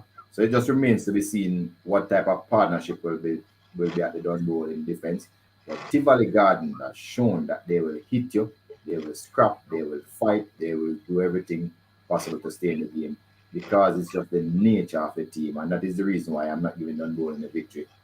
So easy. I think it's gonna turn out to be a draw. But if you draw me out, I say Tivoli as the So here you go, people. That's the prediction for this week's show. On this one, I plead the fifth. You understand? For this one, because if I'm not sure, we're not set, and I am just not sure about but I don't. One thing I'm sure about is that I don't see this game time. I just believe that it's going to be a close 1-1, and somebody going to find a way. Like this guy named Alexander is going to turn into a super sub. That somehow they're probably going to bring him on and see if he can score a goal later. But that's where I'll be on my prediction on this one. All right. But on to other matters, seeing that we have Mr. Walker here. Mr. Walker, again, welcome. Racing. Can you tell the people where racing is, what competition you presently play in? And I know football has been on a break, but tell us a little bit about racing. All right, so Racing is a major league team from Portmore St. Catherine. Of course, we're playing in the St. Catherine Major League competition just for our first season. We're over the last, I would say, 2, 3 years, we have been moving up and now we're in Major League. Um, just similar to Cavaliers, we play a lot of young players. Our average age of the team when we were playing before football stuff is 18 and a half, there to 19. So we have a lot of young stuff playing for us. And we believe strongly that that's the way to go, and that's our goal in getting the youngsters out there to play at our level Okay, look like we lost. 17 and major league team at the same time. Okay, so you believe in youth development, and so the team is the average age is what, 23? I think we lost that part. No, man, the average age of our team is 18 and a half, 19. Sorry. 18 and a half, 19. Whoa. And recently you had one of those players who got transferred into Europe. How did that come about? Tell us a little bit about the player, what position he plays, how that came about, and maybe there's a youngster watching the program and saying, what, if that club can be in the major league and sending people overseas, might as well I leave the Premier League and go and play for Racing. Tell us a little bit about that and where the player is, and yeah. All right, that's a good thing to start. And player playing in the Premier League team are in a Premier League team and not playing, because a lot of these Premier League teams don't really believe in youngsters. So if they want to come to racing, of course they have that come. So let me start here first. Ronaldo Biggs, just turned 19 last July. So I mean, over last year when he was playing football, playing upfront for us in Major League, he was just, of course, 18 and going into his 18th birthday before football unfortunately stopped. So he's now transferred to NK Gonzalez in Slovenia League. I mean, it's a project that we've been working on for the last 2, 3 years in terms of liaising with agents, inviting agents to come and look at our team, and displaying the kind of attitude for the players that we want to get them into a professional settings. So our main objective right now is not only to win a league, but also to expose the youngsters to different level of football and also get them scholarship either into schools or into a professional league overseas. So we've been working on that project and now it's paid off. Ronald is now in Slovenia doing well. I spoke with him just this morning. Seemed to be adapting well and into his new club and his new family. So that is the aim of us. So Mr. Speed, of course, would have been somebody that we have a lot of conversation because I've known Mr. Speed for the years. And he is somebody that I would have bounced a lot of things off when we're trying to get our things up and running. And see here, Patrick Curry me saying that he was 17 when he started to play Major League for us. Because sometimes we forgot that he was over like year 2020. So I'm actually skipping a year. Yeah. All So right. but I must add it though that Anthony Patrick is of course, our main coach there at racing. He's now with Milan because there's no football playing at the lower level. But he's our main coach, and as you have known and said before, that he is a very good youth coach, and he believes in youth. And once Anthony Patrick is around, you know that the team is going to be a young team. All right. All right, Mr. Speed, one of the things that even the commentators said about your team um, um, during the last game is that in CONCACAF, which would, of course, Jamaica, you are the youngest professional club. And in Jamaica, in the world, I think you're the ninth, Number 9, yes. number nine in terms of professional club. But here it is, we have a racing club that the average age is 19. I mean, what are your thoughts on that? No, I mean, his average age should have been less. Our average What? age is 20. So I'm saying that his average age, if you give or take, you'd want to probably be about 2 years below us, like about 18, um, for real progress, because he's going to have to go through a qualification process from Major League, Super League, Premier League. That's like 3 years.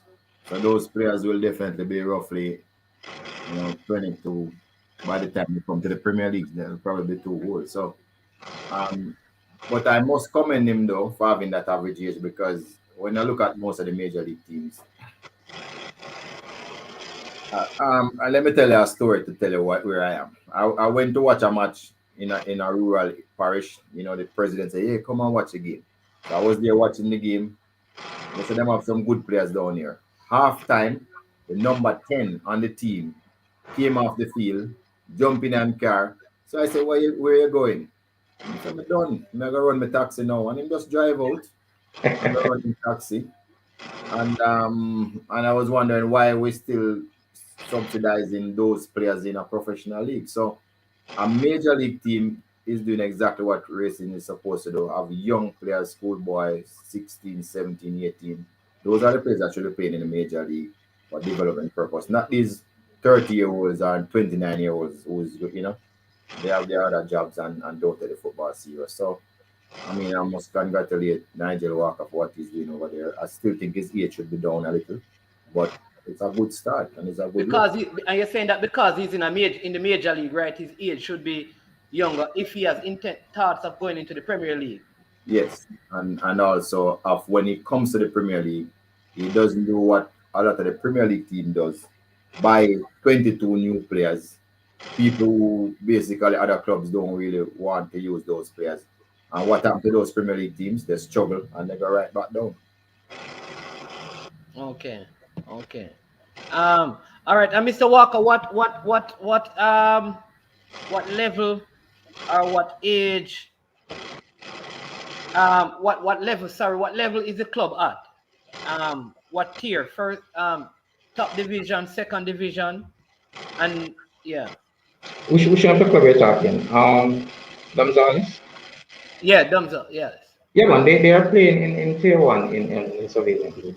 Okay. They are in the top league in Slovenia, of course. Okay. And he has other Jamaicans there as well. With him, or is the only Jamaican presently playing at No, that club and in that? Yeah. well, at that club, the only Jamaican right now, but I mean, yeah, I think Paris, if my character just speak, is playing in the same league, I think. No, Paris is not there. Paris was there. No, man, not at the same club. I'm talking the same league. No, it's not the same league. Paris has moved on to another country. Okay. Okay. There was another player. Shamar Nicholson once played for that same club. Yes. Yeah. And also there's another player that was in the club, but they transferred him to a third division team in Sweden. So he's not there either. I don't remember what the player name is, but there was another player there, but he has left. Okay, so youth is the way to go, especially at the major league level, and maybe that's something that we need to make. We need to structure, you know, that at the major league level. Like I think Mr. Patrick said it earlier that start playing major league at age 17, and he's speaking specifically to Right. your footballer, your big. But that is what needs to happen. That at the major league level, more of the schoolboy footballers probably should be playing their trade there for early development, so that they can matriculate into the Premier League a whole lot easier. So like a Gadal Irving that played for us, that's what we did. We sent him to play in a Portmore team for a couple of years. From he was about 16, then he came back, and then when he came back, he was a matured player, can play big men, and he just walked back into our team. I was going to start. He has played 75 games now, and he's just about 22. So yeah, that's the way. Okay. That's the route. Okay. All right, Mr. Speed, listen, I'm going to put up a comment, and you see if this is right. But I don't know where you're going to say no, because you cannot get this, nothing about this player you should get wrong. Here, somebody here is correcting you, So what? Paris is in the same league, Sir Speed. Which league? They're saying this, the same Which country? league. Where's Dumjali? Where's Dumjali is in which country? Slovenia. Yeah, I didn't know that. I thought they were a Swedish team, to be honest. Oh, no, man, there's Slovenian top league team. Yeah, that's actually true. Yeah, it's true. It's true. And Paris team is now in the top league also. In that league, yeah. Yeah, man, so they are in the same league playing currently. Okay, in the same league. For all of the Arsenal fans out there like me, bad start to the season. See it there? Alright. Is that the end of play or games? They're in the 73rd minute. But which school did Biggs play for? And I mean, how does a club? Because one of the questions I often ask is, how does a club in Slovenia find a person who is in St. Catherine playing major league when there are so many players probably playing in the Premier League that you think is the highest tier? What kind of system you have in place out there that would make a club all the way in Slovenia see a player playing for your club? Well, the link between any international team and a local team will be the agent that represents that player. So Okay. our agent, or not say our agent, but Big's agent is also the agent that worked also with Cavaliers to Mr. Cohen. And he would have been that link between coming to racing, seeing Biggs there, seeing his performance in a couple major league games, and then make this link to a club in Europe where, and then work on the getting him over there. So it's a connection that once you have link with a good agent, we go there and find a club for a player, then that's the start process basically. Okay, We, wonderful. Yeah. And which high school did he play for? to be frank, he was at KC, expecting to play Man Cup last year that did not play. So Oh, I've only played a couple years for I think it was Greater Portmore that would have more likely um only play the first round. okay, Was okay. at KC last year expecting to play, but of course the COVID situation, no money can play, so I would So, be so playing his so school ball. his development primarily must be attributed towards what has been done or what is being done at racing. That Definitely, is really because he never really had a lot of opportunities to really play in the schoolboy competition. So you'd give a lot of his development to what you have been doing at racing. I agree totally because I mean I've won two under 17 competitions with us and I've played with the major league team. So most of his development years have been with racing and not so much football. More like they would have trained at KCS, but not so much displaying his skill in the games. Yeah. Okay. I also know that, but that maybe what this will do is make other people come and check out your club now, and say, listen, maybe we can get a couple of these youngsters to come and play, because that's one of the things. Where if you can produce players to go into Europe, maybe some of these Premier League teams will begin to, you know, come and check out your club to see if they can find players to play for their Premier League teams here in the local Premier League, given what is happening in the state uh, of football at the lower level, I would say, in Jamaica. Yeah. Well, I'm open. I'm definitely open that football at the lower level can start because I don't want to have to actually start over in terms of all my players in the Premier League club. Yeah. But of course, yes, Premier League club have been coming to us, and we actually have about eight of our players that we transferred to the Premier League team to keep active. So we come with agreement with the Premier League where we ask them to allow a couple of our players to join the team and keep active. Because we actually were trying to move at least three players between last year this year into Europe but because of the COVID and football stuff that actually materialized. But we want to continue to have youngsters coming in so that we always have fresh players into our team and definitely we're always going to try and for opportunity to get them out there. And of course, I'm also the manager at St. Catherine High School, Manicop team, where I'm working there with also with Antonio Patrick. And one of the things we do there is also trying to look scholarship for our players to get into colleges in the United States. So the same time Biggs was leaving for Europe, we have a player, a matter of fact, we have two players now in college in the United States that was going up on the same weekend actually.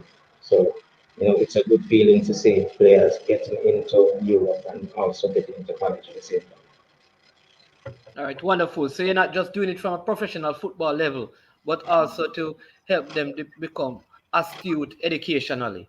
Wonderful. So also at St. Catherine High School. All right. Yeah, man. All right. So Mr. Speed, so after this weekend, we'll be better able to see in the local league. Let's just come back to that.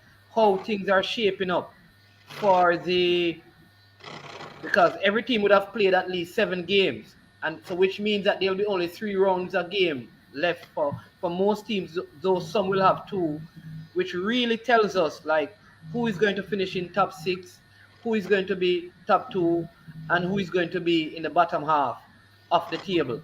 I mean, I think things are shaping up quite nicely. What do you say? Yes, this is the game. This is the most consequential round.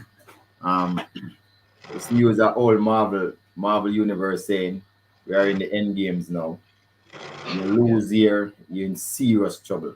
I mean, if you are not one of the teams I would say the top 3 teams look to be safe, but after that, any number can play right down to 12 if you get a victory this weekend. So I'm saying that, or maybe anywhere down to 11. Sorry, not to 12, 11. More likely down to 10. If you get a victory this weekend, you're in business. So I think every team have to be on the P's and Q's this weekend. You have to come as sharp as you can. If you're in the top 3 and you win this weekend, you're home, I think. If you're not, you need a victory. Anything less than a victory, or if you can't get a victory, then you hold on a draw and live to fight the next day. But if you lose this weekend, I think you're in serious trouble to stay in the top 6. Yeah. Right.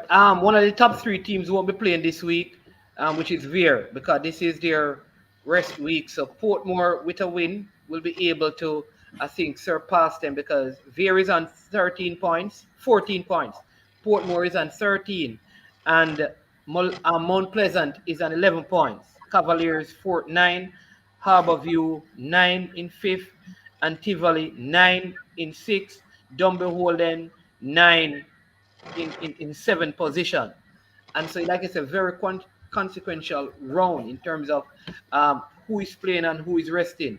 And so, Veer could come back in the league a week after in 3rd position if both teams. And I think because how they explain to us, Mr. Speid, and then I'll hear from Mr. Walker again. The how the final round, because some people still are unaware of how the top 6 will play out versus what will happen with the bottom 6. Well, the bottom 6 is scheduled to play by themselves.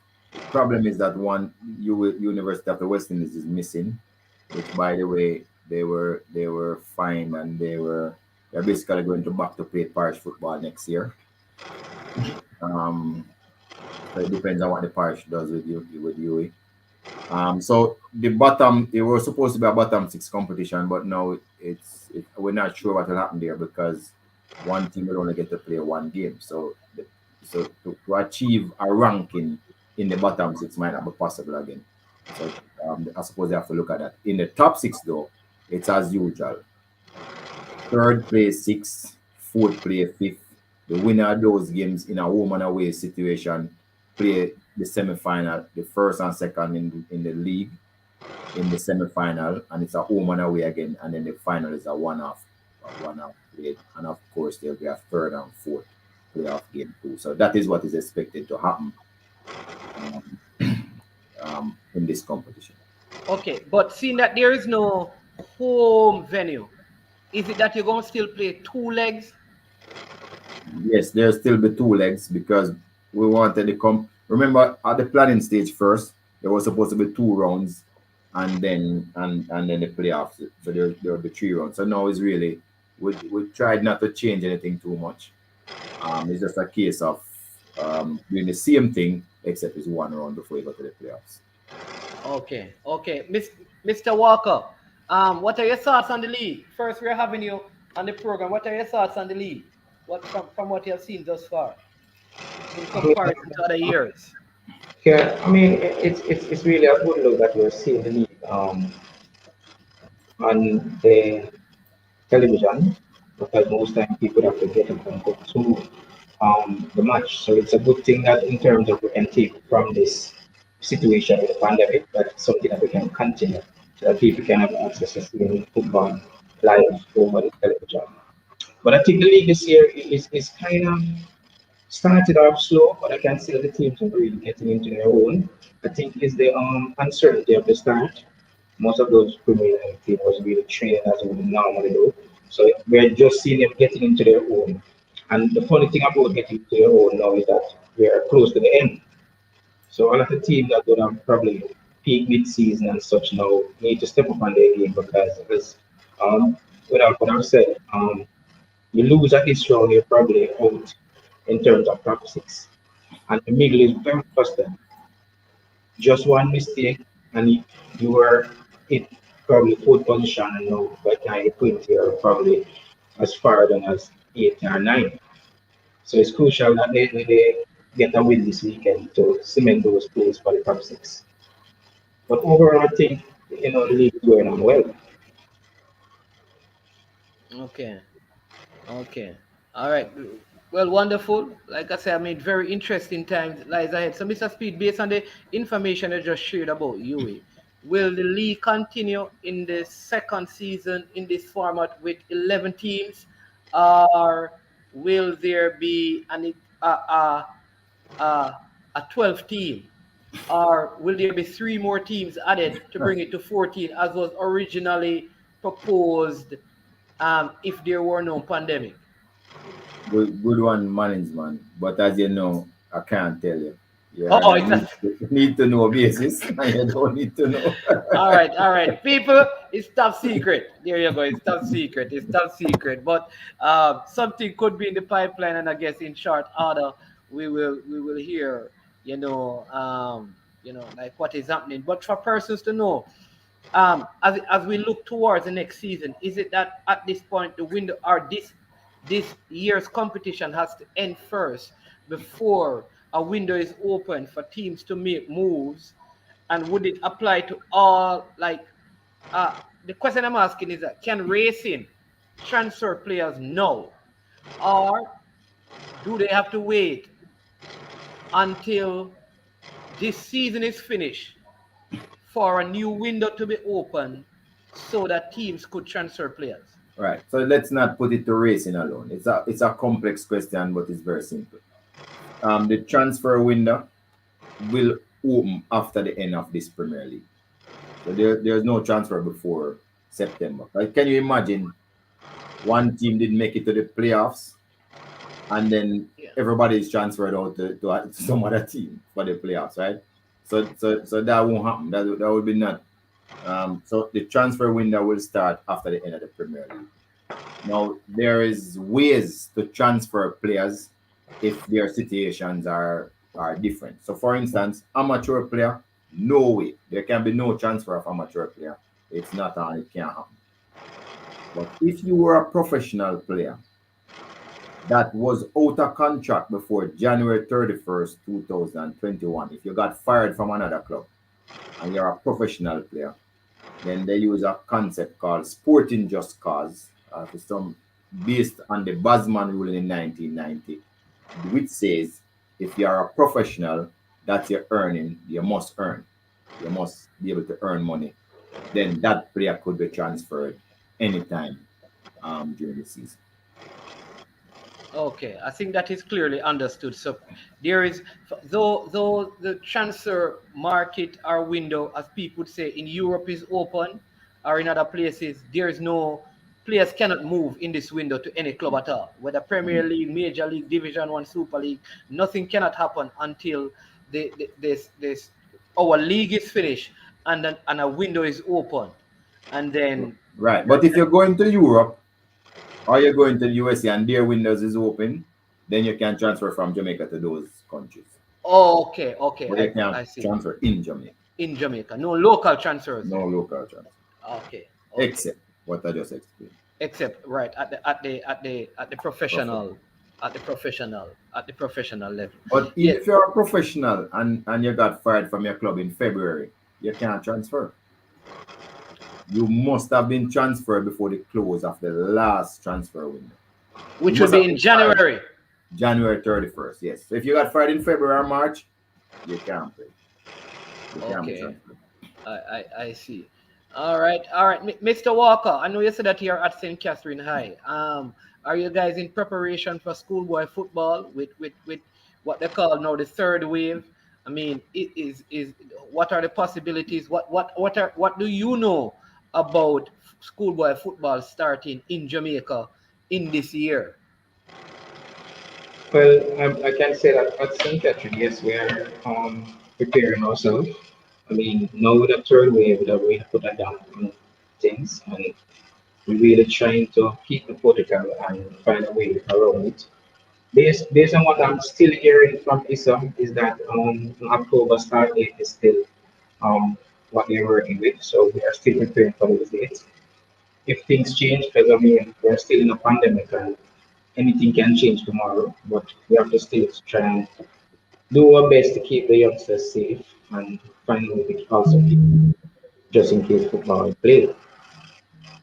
So it's a Okay. challenging time, but just like any other thing, I mean, the world is in the pandemic and everything have to continue somehow. So let us find a way to maintain safety, ensure that the youths are safe, because that is our top priority. But of course, they are young 16, 17 year old young man. So we have to ensure that their health is in a good place, basically, and to try and also keep the football going within that. Okay. So based on information, it's supposed to be an October October, start. yeah. It will be interesting to see what format it will take. Like I said, where will the games be played? How, like, if you're playing in the schools, how do you play them and not have spectators when it is kids? Which, like, it is such a complex. It's a very complex matter. You know, It, it is, and I must say that more likely it will take on the same format as the Premier League that will play without spectators and at selected venue. I doubt that there will be games at any school. I really doubt that so much, and more likely it's the way forward right now for football to play in secure venue and without spectators, and more likely the money cup season will be similar to the Premier League. okay, okay. And what are your thoughts on that, Mr. Speed? And Well, I mean, the Premier League has been the trailblazer to bring back team sports to Jamaica. I mean, it's an open secret. All the athletes that people that run and the individual sports was practicing anyway. It is not a secret. And some team sports was doing what they can in limited numbers. But what we have shown is that sports people is not the problem. Our positivity rate is almost zero, and you can see what the positivity rate of the population is. I think today it was at 38% or 40%. That's how high it was, and it has been like that for the last week or so, 30%. So clearly, if you go by what has happened with the Premier League, then you really should encourage sports people to be out of the house in an environment where you have the sun, which is the world's best sanitizer, and also where you have ventilation, which is next best thing to fight against the pandemic. So sports should be encouraged. And in addition, the fitter the nation is, then the more if they do get the virus, then they can fight it. So in my, I think we're going about it the wrong way. Sports should be encouraged with the right protocols. Not the whole heap of testing what we have to do now because it costs so much money to test everybody. It would be like the amount of persons that play Manning Cup, they could never ask those people to test in the same way that we have to test. And we keep on testing every week in, week out, no, almost no COVID. So that would be my one adjustment to what the professional club is required to do is to test. One of the argument was that the youngster was going to get the COVID and care back and give their parents and their grandparents. Grandparents, you are safer with a footballer than any other person in the nation. You are just much more safer because we have tested and proven that our positivity rate is almost zero. So we are the safest set of persons. In addition, I don't know what age you can take the vaccine as a youngster. I mean, in some countries, people are taking it as a toddler. They are taking the vaccine. So the Premier League is more than 60% vaccinated, maybe in terms of players and administrators. So I don't know if the Manning Cup and the Costa Cup is going to be looking like players if you're over 18 take the vaccine, because that will kind of help their cause somewhat. So I think though that sports should be encouraged as much as possible because of the two main factors why people catch a COVID virus. They plug up in their houses, they're indoors, and they don't have that natural thing that they call sunlight to fight against it. So I am hoping that the football is able to start. Of course, we don't want to break in the law, but I'm hoping that the football is able to start. And one way to start, on a significant basis is the development of the youngsters in the school. I would endorse that wholly. Very interesting thing because I mean there's so much things happening. You know, can you imagine Jamaica playing a World Cup qualifier with no spectators because you even have that matter coming up early in September and seeing that so some I think this whole thing need to be looked at and decisions need to be made like how are we going to move forward and protecting people's life but providing Right. So because I Thursday there was 544 new cases. I was just reading it here. The positivity rate is 34.6%. So one in every three person that tests, has the COVID. 31% yes Wednesday. So but when we do the same sort of testing, which we do 100% test, you know, we are negative for the first 5 weeks. Everybody was negative. I think we have probably one case or two cases now. So the truth is, you know, athletes are the safer set of persons you want to be around based on what they do. Basically, athletes, keep themselves to themselves. They go, they train, they go home, they rest because you don't have anything, you can't do anything else. You're so tired. If you're going to a good training session, you really go home to sleep. You're not really out the road. If other things are connecting with other persons. So I think one of the ways to fight the virus is probably to make sure that people are active in a safe way and play more. The positivity rate was 35% on Monday. So just to give you an idea of what is happening in the country, football is much safer. If I may add also in the state in terms of the vaccine, that's where the health ministry is advertising that they're getting some vaccine for youngsters for 12 and over. So if they manage to want to get the youth vaccinated, there's vaccine not for them.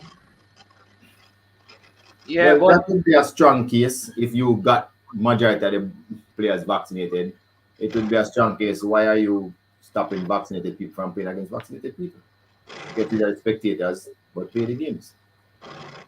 Yeah, very interesting times because getting the vaccine is one thing whether parents will want their children that's a whole if that is the case you may find that you have 7, 8, 9 persons on your team that the parents object to it because they are still children and that have to come with parental consent so very interesting times ahead but I think and if we don't get football going at all levels um, you know how things are. Like I think the educational sector, for example, will be seeing the ripple effects of these years of the pandemic 4 years down the line. Not right now.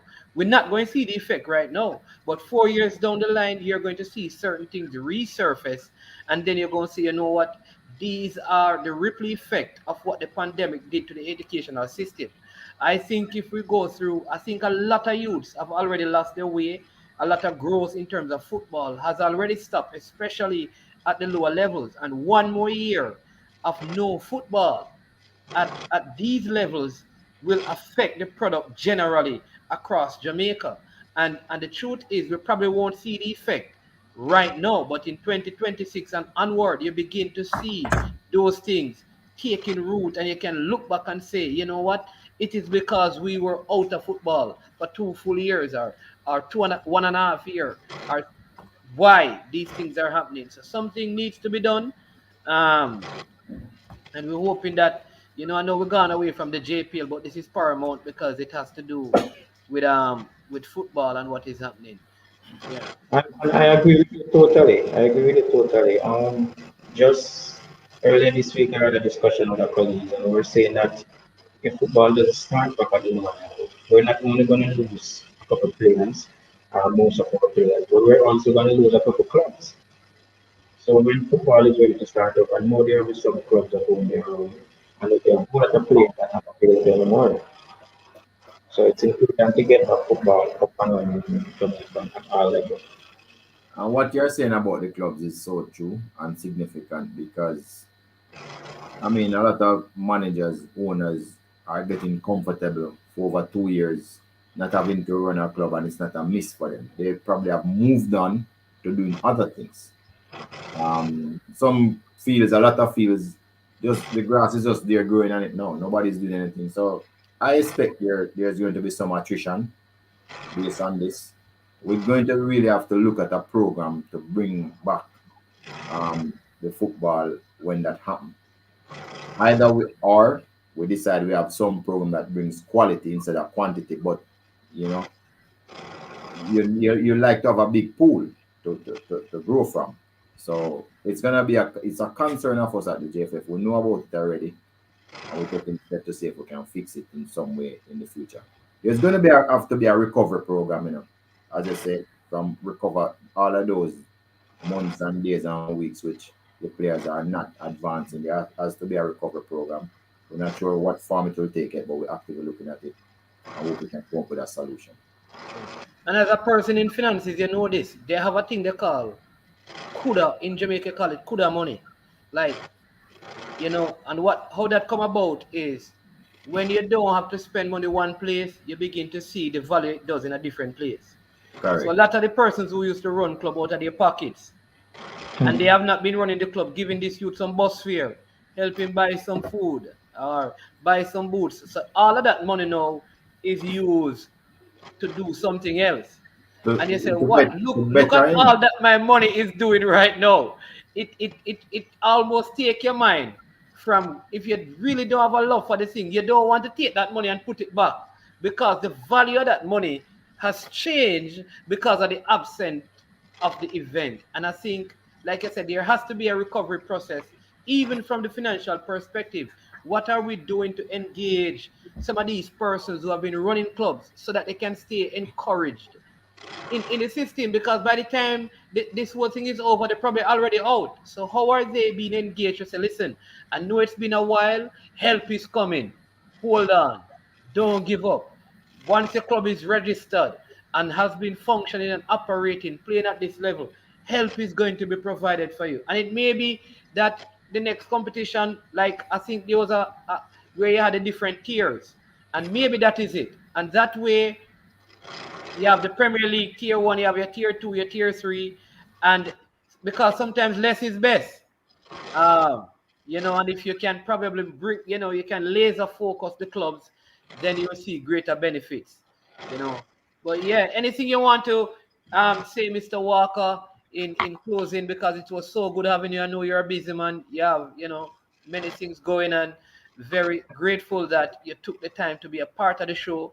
And hope you will continue to support and watch us and join us. And whenever you want to come on, you just let us know. But anything you want to see, and then um, we can release you, and then Mr. Speed will come up and answer some of what I just said a while ago. Go ahead, Mr. Yeah, man, definitely.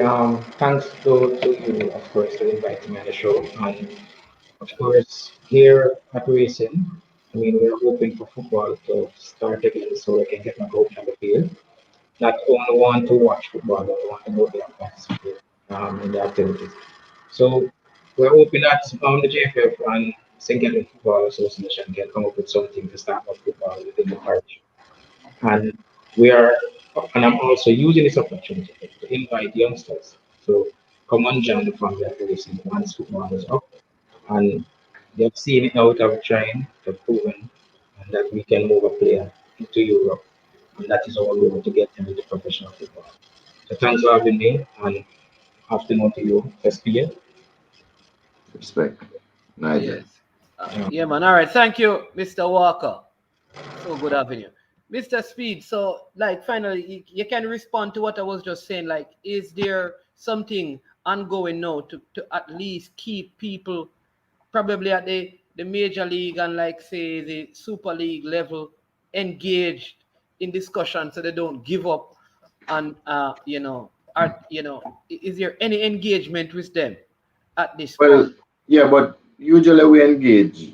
I mean, we have done some engagement with like talking to all the clubs about coaching education, etc., right?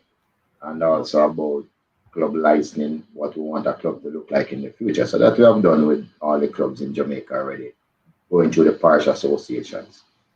What our hands are basically tied to an extent because any competition that we even conceptualize and would like to bring forward, clearly we'll have to ask the government for approval to start those competitions, right?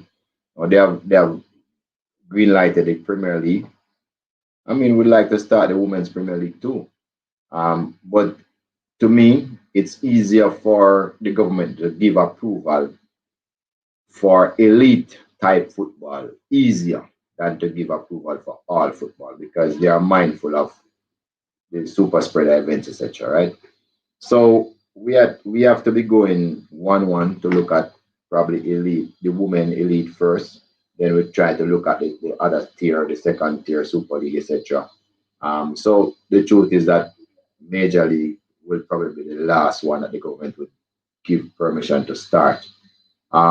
When it comes to the schoolboy, because of the prominence of schoolboy football, I think they have a very good chance that they'll get permission to start too, especially for the Manning Cup. I'm not sure about the under 16s and the under 14s yet if those will get permission, but clearly the top one, the Manning Cup, I think they'll give permission to start with. So it's going to be a phased resurrection of football in the country, and a large part of it is dependent on how we do in the pandemic, which we're not doing so good now in this last surge, and also what kind of league, the Premier League, which has been the pioneer and the league that everybody's looking at, how it is operated and what happened with the positivity rate there, for them to give permission for the other clubs to come on board. But Yeah, it's and I gonna think be a process. I don't see Major League full return to all football forms this year. I don't think it's gonna happen this year.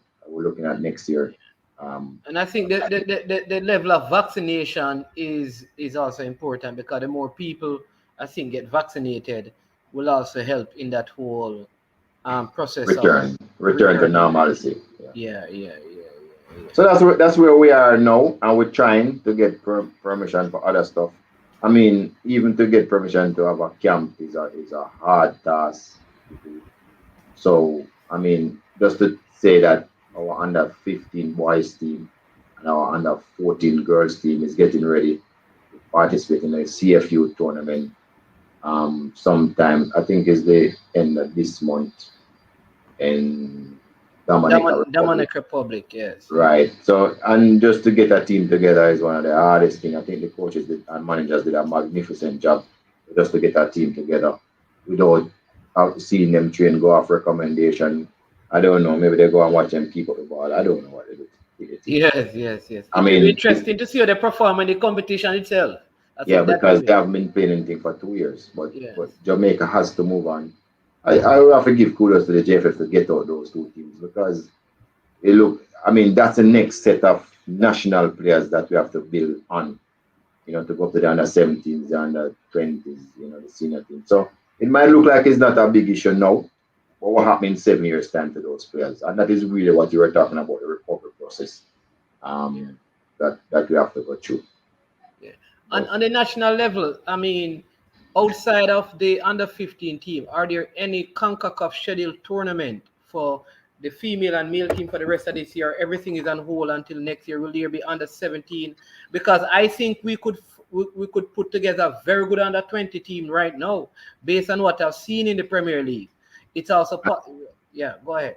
no, no, no. I agree with you 100%. I think if you try to pick an under 17 team that was going to play this year, we would have a very good team because there's enough players in the Premier League that are 16 and 17 that is playing there. No, you could pick up at least maybe about 10 players who's 17 or under.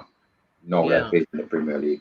If you pick an under 20 team, it would be a breeze. You're talking about Wade Atkins, Shani Thomas, um, Ronaldo. I mean, there's so many 19-year-olds and 20-year-olds in the Premier League now. Across a chunk, Yeah. I think it's Chung. 20. Yes.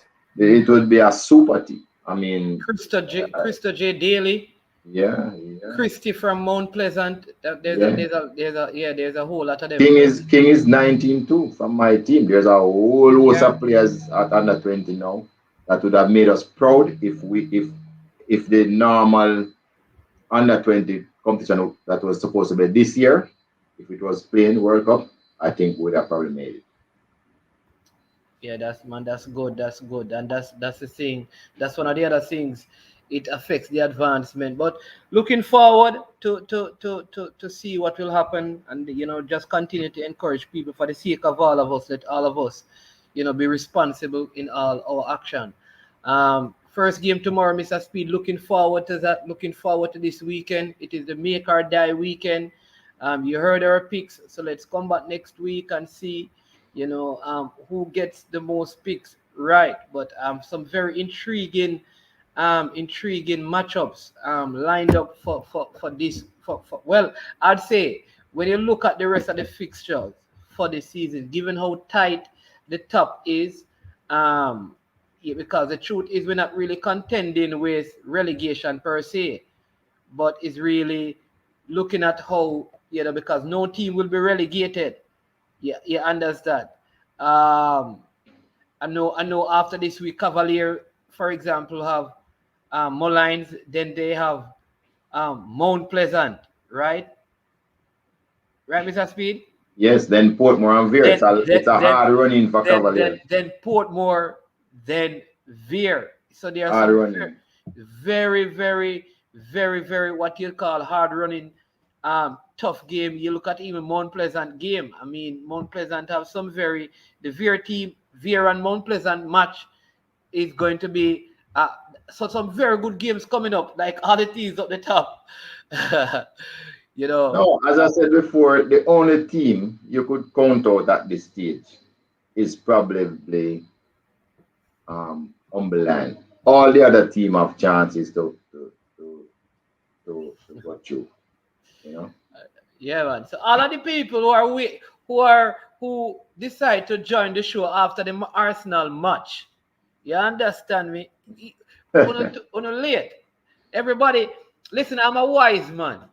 I realized that I would be without Aubameyang and Lacazette, so I chose to wear a neutral color. So, big up on yourself. Good to see Ethan Pinnock had an assist in the game today. Played very well. His team won. He defended stoutly. Ethan Pinnock, as you all know, is a part of the Reggae Boys.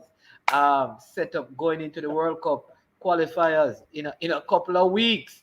And I mean, I want to see the squad.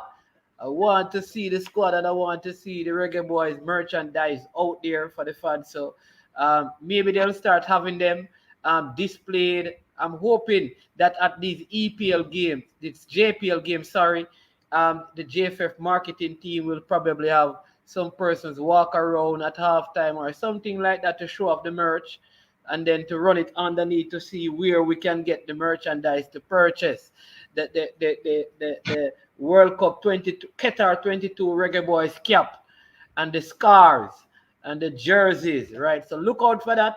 We're speaking it into being, right, Mr. Speedy? Don't have me yet, but we're throwing Right, it out right. there. Working on it, yes. We're working So on it. just go back to the Arsenal because you now get to it from it, although I see it right. The truth be told is that Arsenal probably want a coach. The coach is the king of the 5 yard pass. He have 97% pass completion rate when he was playing, but it's just 5 yards in passing the ball. So I don't know if there's any creativity in that. And Arsenal just suffering from creativity, or at least when Wenger was there, he have a method when come forth every year with carrying a basket and give him a basket to carry water too, but he did well and come forth every year. Arsenal need a real overall. They need to get a top coach, not just a coach that them like There we or go. think say them can. I think the ownership just want to have a coach and can tell the coach to do anything. Them don't want to get a top coach. And there's a lot of top coaches, that the Arsenal could get. I can't see the reason, but we're not going to talk. Listen, we're not talking no EPL until Thursday. So All right. nobody not draw me at Jamaica. We are talking about nobody not draw me no Arsenal comment. I was Until coaches. So coaches just say a little thing and try to help them out. All right. I agree with you. So JPL all the way. JPL all the way. JPL all the way. Don't try draw me that. And it's getting exciting now, so Yeah, man. But listen, we have been here 2 hours and odd. And so again, thanks to everyone who have joined. All the persons who watched without making a comment, all the persons who are here. Listen, before you leave, do a couple of things. Make sure you go and subscribe to the channel. Secondly, make sure you hit the like button. And then thirdly, just bonus, you share the video. All right. I always encourage you. Find some time to support the local football. You're asking, how do I do that? Watch it. It starts with that. Viewership is important. So watch the league. I know there is the BPL or the EPL tomorrow, but watch some of our local football because you need to see some of the players so that you can have an educated position when it comes to discussing the players. Look at what the coaches are doing. Try to understand why and the system that they're using. So that will further help you to see that coaching is improving. Right? Don't just be one of those persons who stay on the outside and criticize. Watch the games. I encourage you. Watch the games. All right. Listen, we should have had George Davis for real coaches desk because this is one of the issues. I have so many this week. I have so many people complaining about this issue that like their parishes, their entire parishes, that they're not watching any of the football. Not just 10%, but thousands of persons so that they can't watch the games. Right? Because to watch the games, it's one free-to-air station, and that free-to-air station is not visible in certain places. Very valid point, coach's desk. And hopefully we can get back George Davis next week, or get him next week, in fact, because he has not been here, to kind of shed some light on this, because people want to watch the league. Or maybe there can be a special package, a JPL package that is offered where people can watch the game. Because people don't like to watch. No, people don't like to watch football replay. No, they like to see the live action. So, persons with the television rights, come and talk to us and let us know, because many people don't have cable. So right, and so Mr. Speid, I know that this is not your area, but I know any sort of influence or leverage you can use in this specific area. Yeah, No. you know. So we try to get to watch it. We try to get it to add more free to year. But I think, based on where we are, those stations want us to pay to put it on the station. That's not helpful for us. I mean, that is one of the reasons why a lot of money was being used to produce the games. We had to pay the organization, and we also had to pay to go on the free to year. So we're moving away from that because that's a recipe for disaster, and that is one of the reasons why we're still struggling to get it on enough free to year. But we're working on it.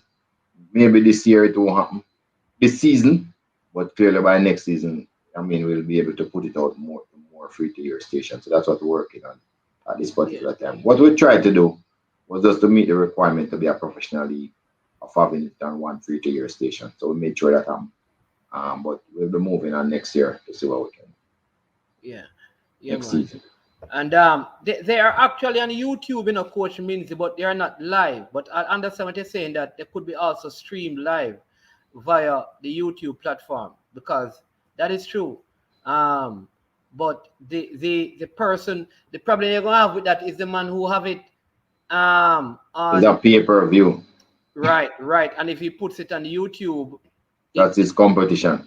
Right, right. There you go. So that is part of the whole challenge with this thing. But So what happened? Was that this year we didn't have to fund the production, but we had to. So we got even a little money for the production. So that was one of the conditions, that they'll be able to not have that competition. So for this year, so we'll have a 1-year contract. So let's just see what happens for next season. Yeah. So people, listen. Next week I'm going to try and see if I can sneak Mr. Speid in. All I'm going to ask him to do before the Friday show next week, here's what I'm going to do. I have my 23-man squad for the Jamaica, my 30-man squad, because I understand there's 30. And he's not going to pick it. I'm going to pick it. Then I'm going to ask him to help me to assess the quality of my squad. I don't know if it will. Which I'll probably decline. So there you go. Probably need coaches there to come and help you. He's already declined it. You understand? He's already declined it. But I mean, thanks to everyone for joining and watching today. For those of you who still want to know, Arsenal kind of helped Brentford to celebrate because they opened the brand new stadium this year and they were having some sort of carnival atmosphere, and in an effort not to disappoint them, with all the celebrations that they were going, we rested some of the better players, the better center forwards, as not to score against them. And, we allowed them to score too, so that they would keep their carnival atmosphere going.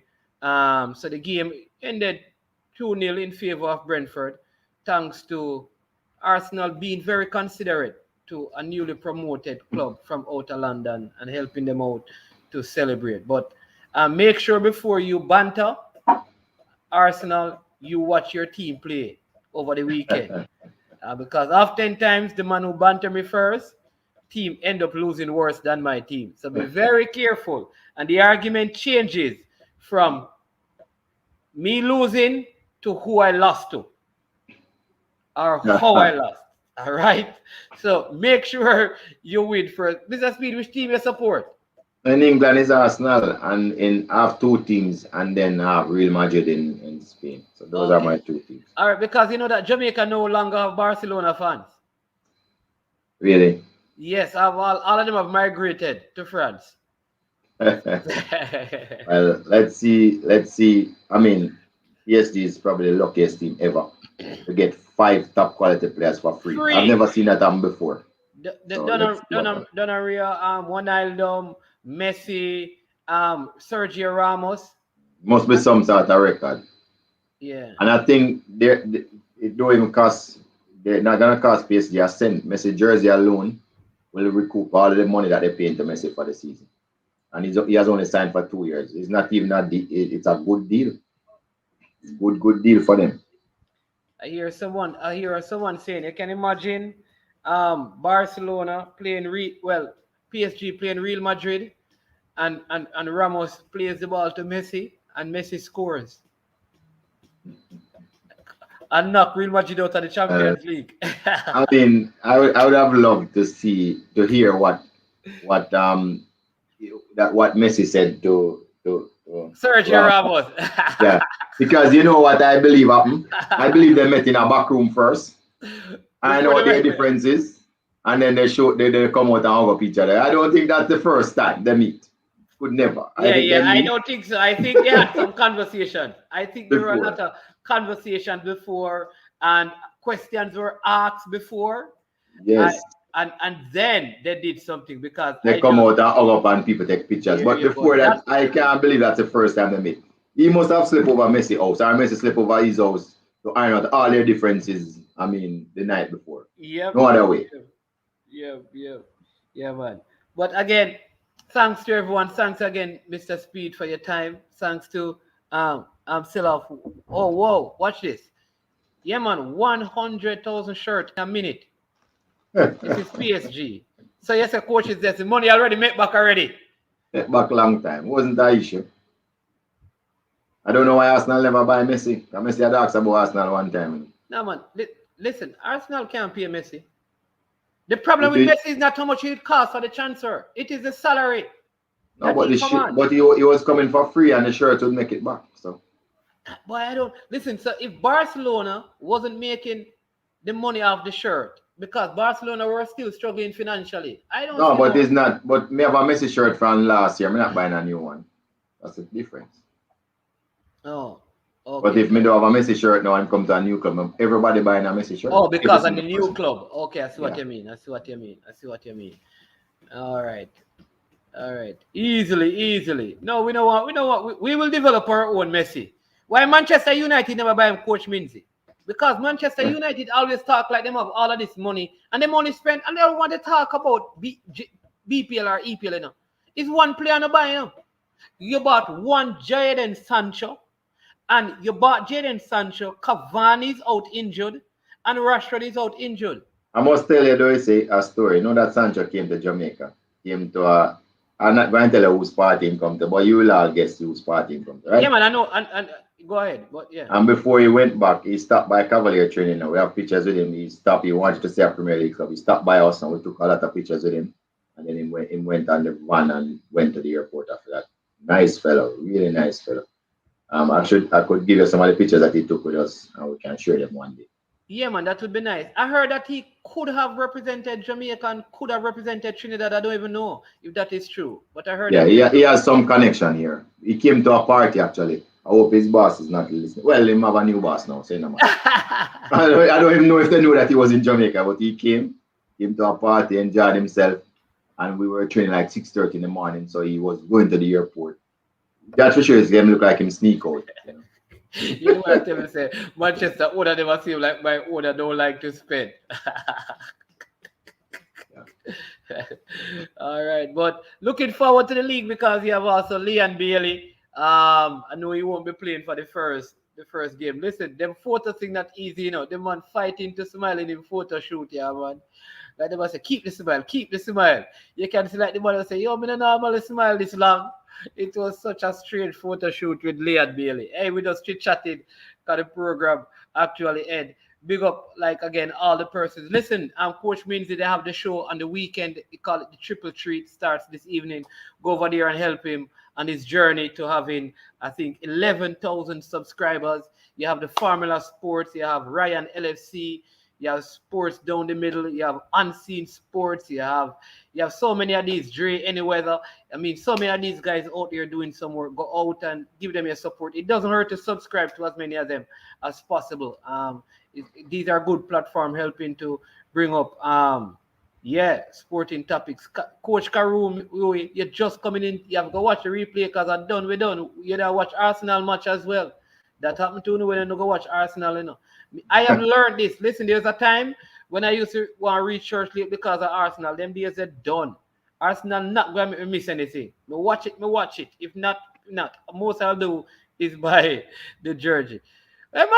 Listen, this man I try. I give this man a play, you know. This man I try disrespect me. This man I try get me in an argument, man. Arteta is the biggest coach? I don't think so. Him not that tall or thick. He might try to draw me out, man. He really try. He's trying to draw me out, but thanks to everyone for watching. Enjoy the rest of your enjoy the rest of your day. The man saying watch the program. Coach, this man is not a coach. Like seriously, me have to stop.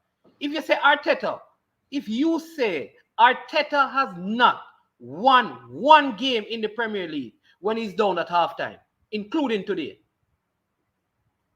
Any game that he's done at halftime, he has not won one. That speaks to your coaching acumens. In other words, you are not able to get your team to adjust in the second half of a game when you're down. If you don't have the lead, you can't win in the second half. That is a coaching issue and not a player issue. A job of a coach is to take players and make them better. Tell me one player that he has made better. That's why I measure a coach. Because you may not win a title. The question I ask is, have you made the players better? And that's part of the problem I have with the coach at Manchester United. Who has he made better? Who has Arteta made better? All the players at Arsenal that have improved because of Unai Emery. Unai Emery, not because of Arteta. Who has Arteta made better? People argue that he has made players worse. Yeah, man, he's for the future. This is what I agree with. Arteta is for the future. He's not supposed to be coaching now. He's supposed to be put down for the future.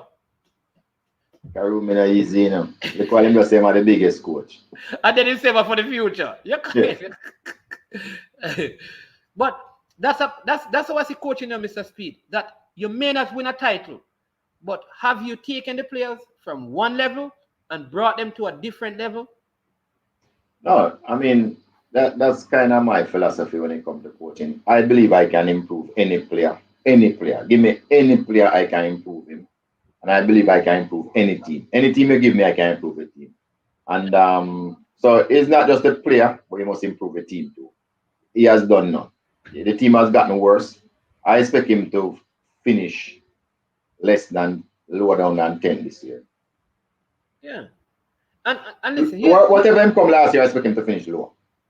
because the truth is, he doesn't have the worst squad. No. He doesn't have the worst squad. I guarantee you that if Obama Yang were in with a different coach, he would be playing better. So that to me is a coaching issue. He may not be world class, he may be older, but a good coach Look can here. get, if a coach can Coaches, get Jamie Vardy and make Vardy score so much goal, who has never been as good as Obama Yang. I can't understand how Arteta can make Obama Yang right. better. So coaches, the problem with just like players, yeah, coaches have to have personality. So when you have personality, the players feed off of your personality. If he's a feisty coach, the player then get feisty. If he's a coach you always want to win and you show it, the player then feed off of you always want to win and show it too. But if you have a nice coach who just agree to everything and just go along, don't pressure the owners because you're afraid the owners fire you. Pep and those and Mourinho, you have to fire them, you know. You have to fire them, you know, because them going to tell management, I want this, and this. And if you can't give me, it don't make no sense, I'm gone. And those are the coaches who do well, the coaches who demand what they want. From the owner, demand what they want from the player. Remember, you know, you're the face of the club, you know. You don't care what, are the coach of the face of the club. So, I don't see that in Arteta. I like Arteta a lot when he used to play, but I just don't see that. Let me take this one. Karumi, all right, but I say this. I rate national coaches differently because they don't get to spend so much time with the player because it is the best players that come to a national coach. I don't think a national coach, like in modern day in football, can make players better in a national. Well, he didn't say players doing it, he said team. Right, so here's what I'm going to get to. When I measure the national coach, I measure results. Like, are you getting better results? That is my issue now. So here's the thing now. I don't think our present coach have made the players better or he has made the team better. What he has done is that his record shows, well, it's kind of reversing now. His record shows that he has more wins than lost. And so his win percentage is good. And sometimes I think that is a measurement for national coaches. But to say he has made the team better in terms of play, I would say definitely no. But the results have been better. I don't know. Yeah, I throw this at you. Our national coach make our team better. That you hear what he said. So he threw that at you. So let me read it. Do you agree? That sounds like a debate book. Mr. Speid, I don't know if you want to respond.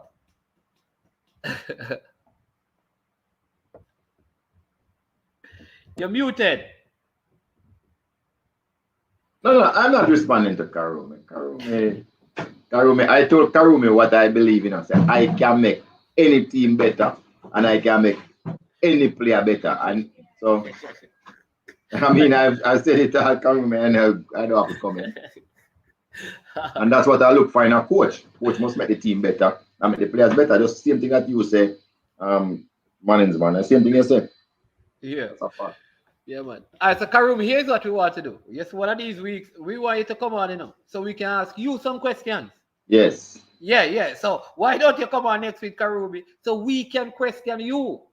And get your opinion. Relax. You tell us what got me in the Premier League and all of that. Yeah, man. Yeah. Come on next week, Karumi. Come on next week so we can question you. All right? So we go set up that. And guess what, Karumi? We have a job for you too. So if your answer good, you hear that, boss? You hear that? So next week, you get to present your resume. You respond to the questions and how you analyze. So make sure that you watch the game, Karumi. But again, thanks to everyone. Enjoy the rest of the week. Thanks to Mr. Speid and all our other guests, and also all the persons in the comment section, all the persons who watch. Remember to like and share. Also subscribe to the channel. I am sure. Now, why them people are coming at them about my side? I tell them about side no good, my brother. Listen, Chelsea man. Wait until Chelsea plays before you make a comment. Chelsea are big side. All right. So We are all little right. team now. Speed said Speed know my abilities. So but you don't know what kind of job he's offering you. Dre any weather. Wait. Dre any weather until Chelsea plays. Don't count your chicken before them hatch. Anyway, All right. Chelsea are big side though. I mean, Arsenal Well, just I told people that Chelsea's coach from he was coming in last year that he's one of the tacticians. He's a very, very good tactical coach. All right. Me a comment from now. Laugh out. So what is your comment, sir? One thing for sure. It is a good paid job. How you do? It's a good paid job. yeah man, it's a good paying job, man. Oh, you hear that, coach? It's a good paying job. All right, so come and respond next week and see how it go. Yeah, man. We'll be The one Brian bad when you go to BPL, you have to get Brian as your guest here. Brian don't want to come on. Brian was on Thursday and I'm telling him that I want him to come on, but him don't want to come on. I don't know why. But I said that kick out T tomorrow, 3-4-3 the formation, and that was Tapani to employ in the senior side going forward. All right, 3-4-3 Chelsea using tomorrow. Kick out teeth. Right. We will see. Actually, it's a very balanced formation for you. Very balanced. 3-4-3. Yeah, it's probably one of the top formation now, based on how everybody else is playing. The other formations that play. You know, I don't like 3-4-3. Why? I don't know. I think 3-4-3-3 gives me more flexibility in terms of what I can do. I think 4-3-3 sometimes limit me in terms of wing back play. I think with 4-3-3 I can make several adjustments throughout a game and keep like a similar shape. I can play 2 number 6, 1 number 10. I can play 1 box to box, 1 number 8 and number 6 and number 10. There are so many ways I feel like I can play it. So it was 3-4-3. I remember. Really? Yes, I remember that when you're building out, when you're coming out, and when you're going through the different phases of build up play, nobody have 4 people at the back anyway. You probably have 2. Manchester City, when they're attacking, coming through building out, they only have 2. Inverted wing back have 3 there Right. and 5 up the top. So it don't matter really. It's just what you want to achieve. When you play the 4-4-2 or play 4 at the back, what you see happening most of the time, one of the central go between the 2 centers, some play make from there. Right. So with the 3, you don't need that. The person is there already. That's why the Germans are simple, at Chelsea and get the results in just simple. Karoom is saying that 3-4-3 can switch to show much system in a game. You can play it a whole different way. Yeah. You can play a box 4. The box 4. The 4 can be a whole different. It can be a box. It can be a but I can also play with an inverted wing back in a 4-3-3 system. I'm saying that and that too, like I don't know. Well, I guess sometimes it depends on the kind of players that you have as well. I always tell I remember my first season playing D1. I tell the people that I never had any center forwards. So I never use 3. I use 1. Because if I have only one person who can score a goal and play forward, me not use 3. Yeah, they put in right. So when at 3-4-3, you can use the 2. You can use 2 number 6. So if you have 2 number 6, then you play through the 2 number. You're good. Exactly. You have 5. Oh, you're good, man. It's a really flexible formation.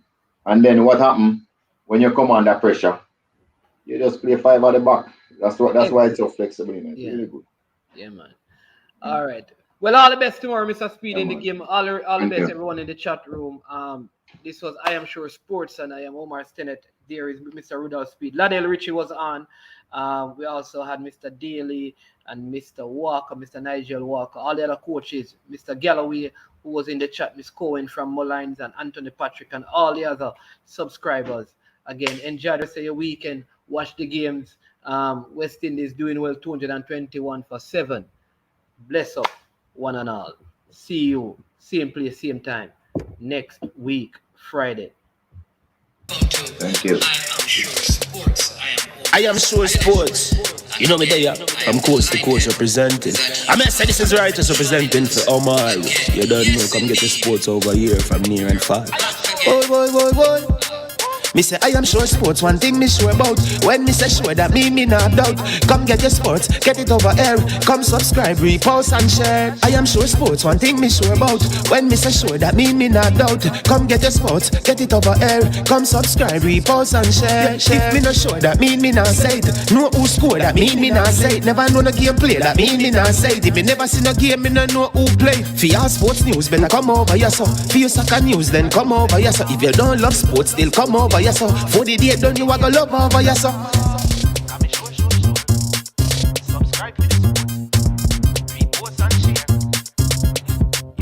So when it comes on to behavior concerning football, Jamaica is decent.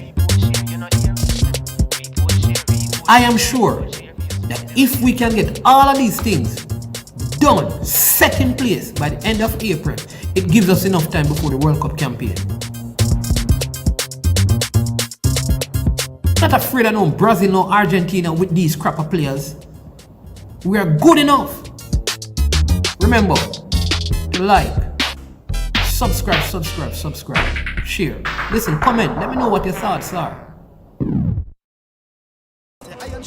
Yo, Chubba Dog, SK New Erdis, the body out there, Sniper King I represent for I Am Sure Sports. You get to me, I say, when you want the latest news and sports and updates and all of that, check out I Am Sure Sports. You know the thing goes in.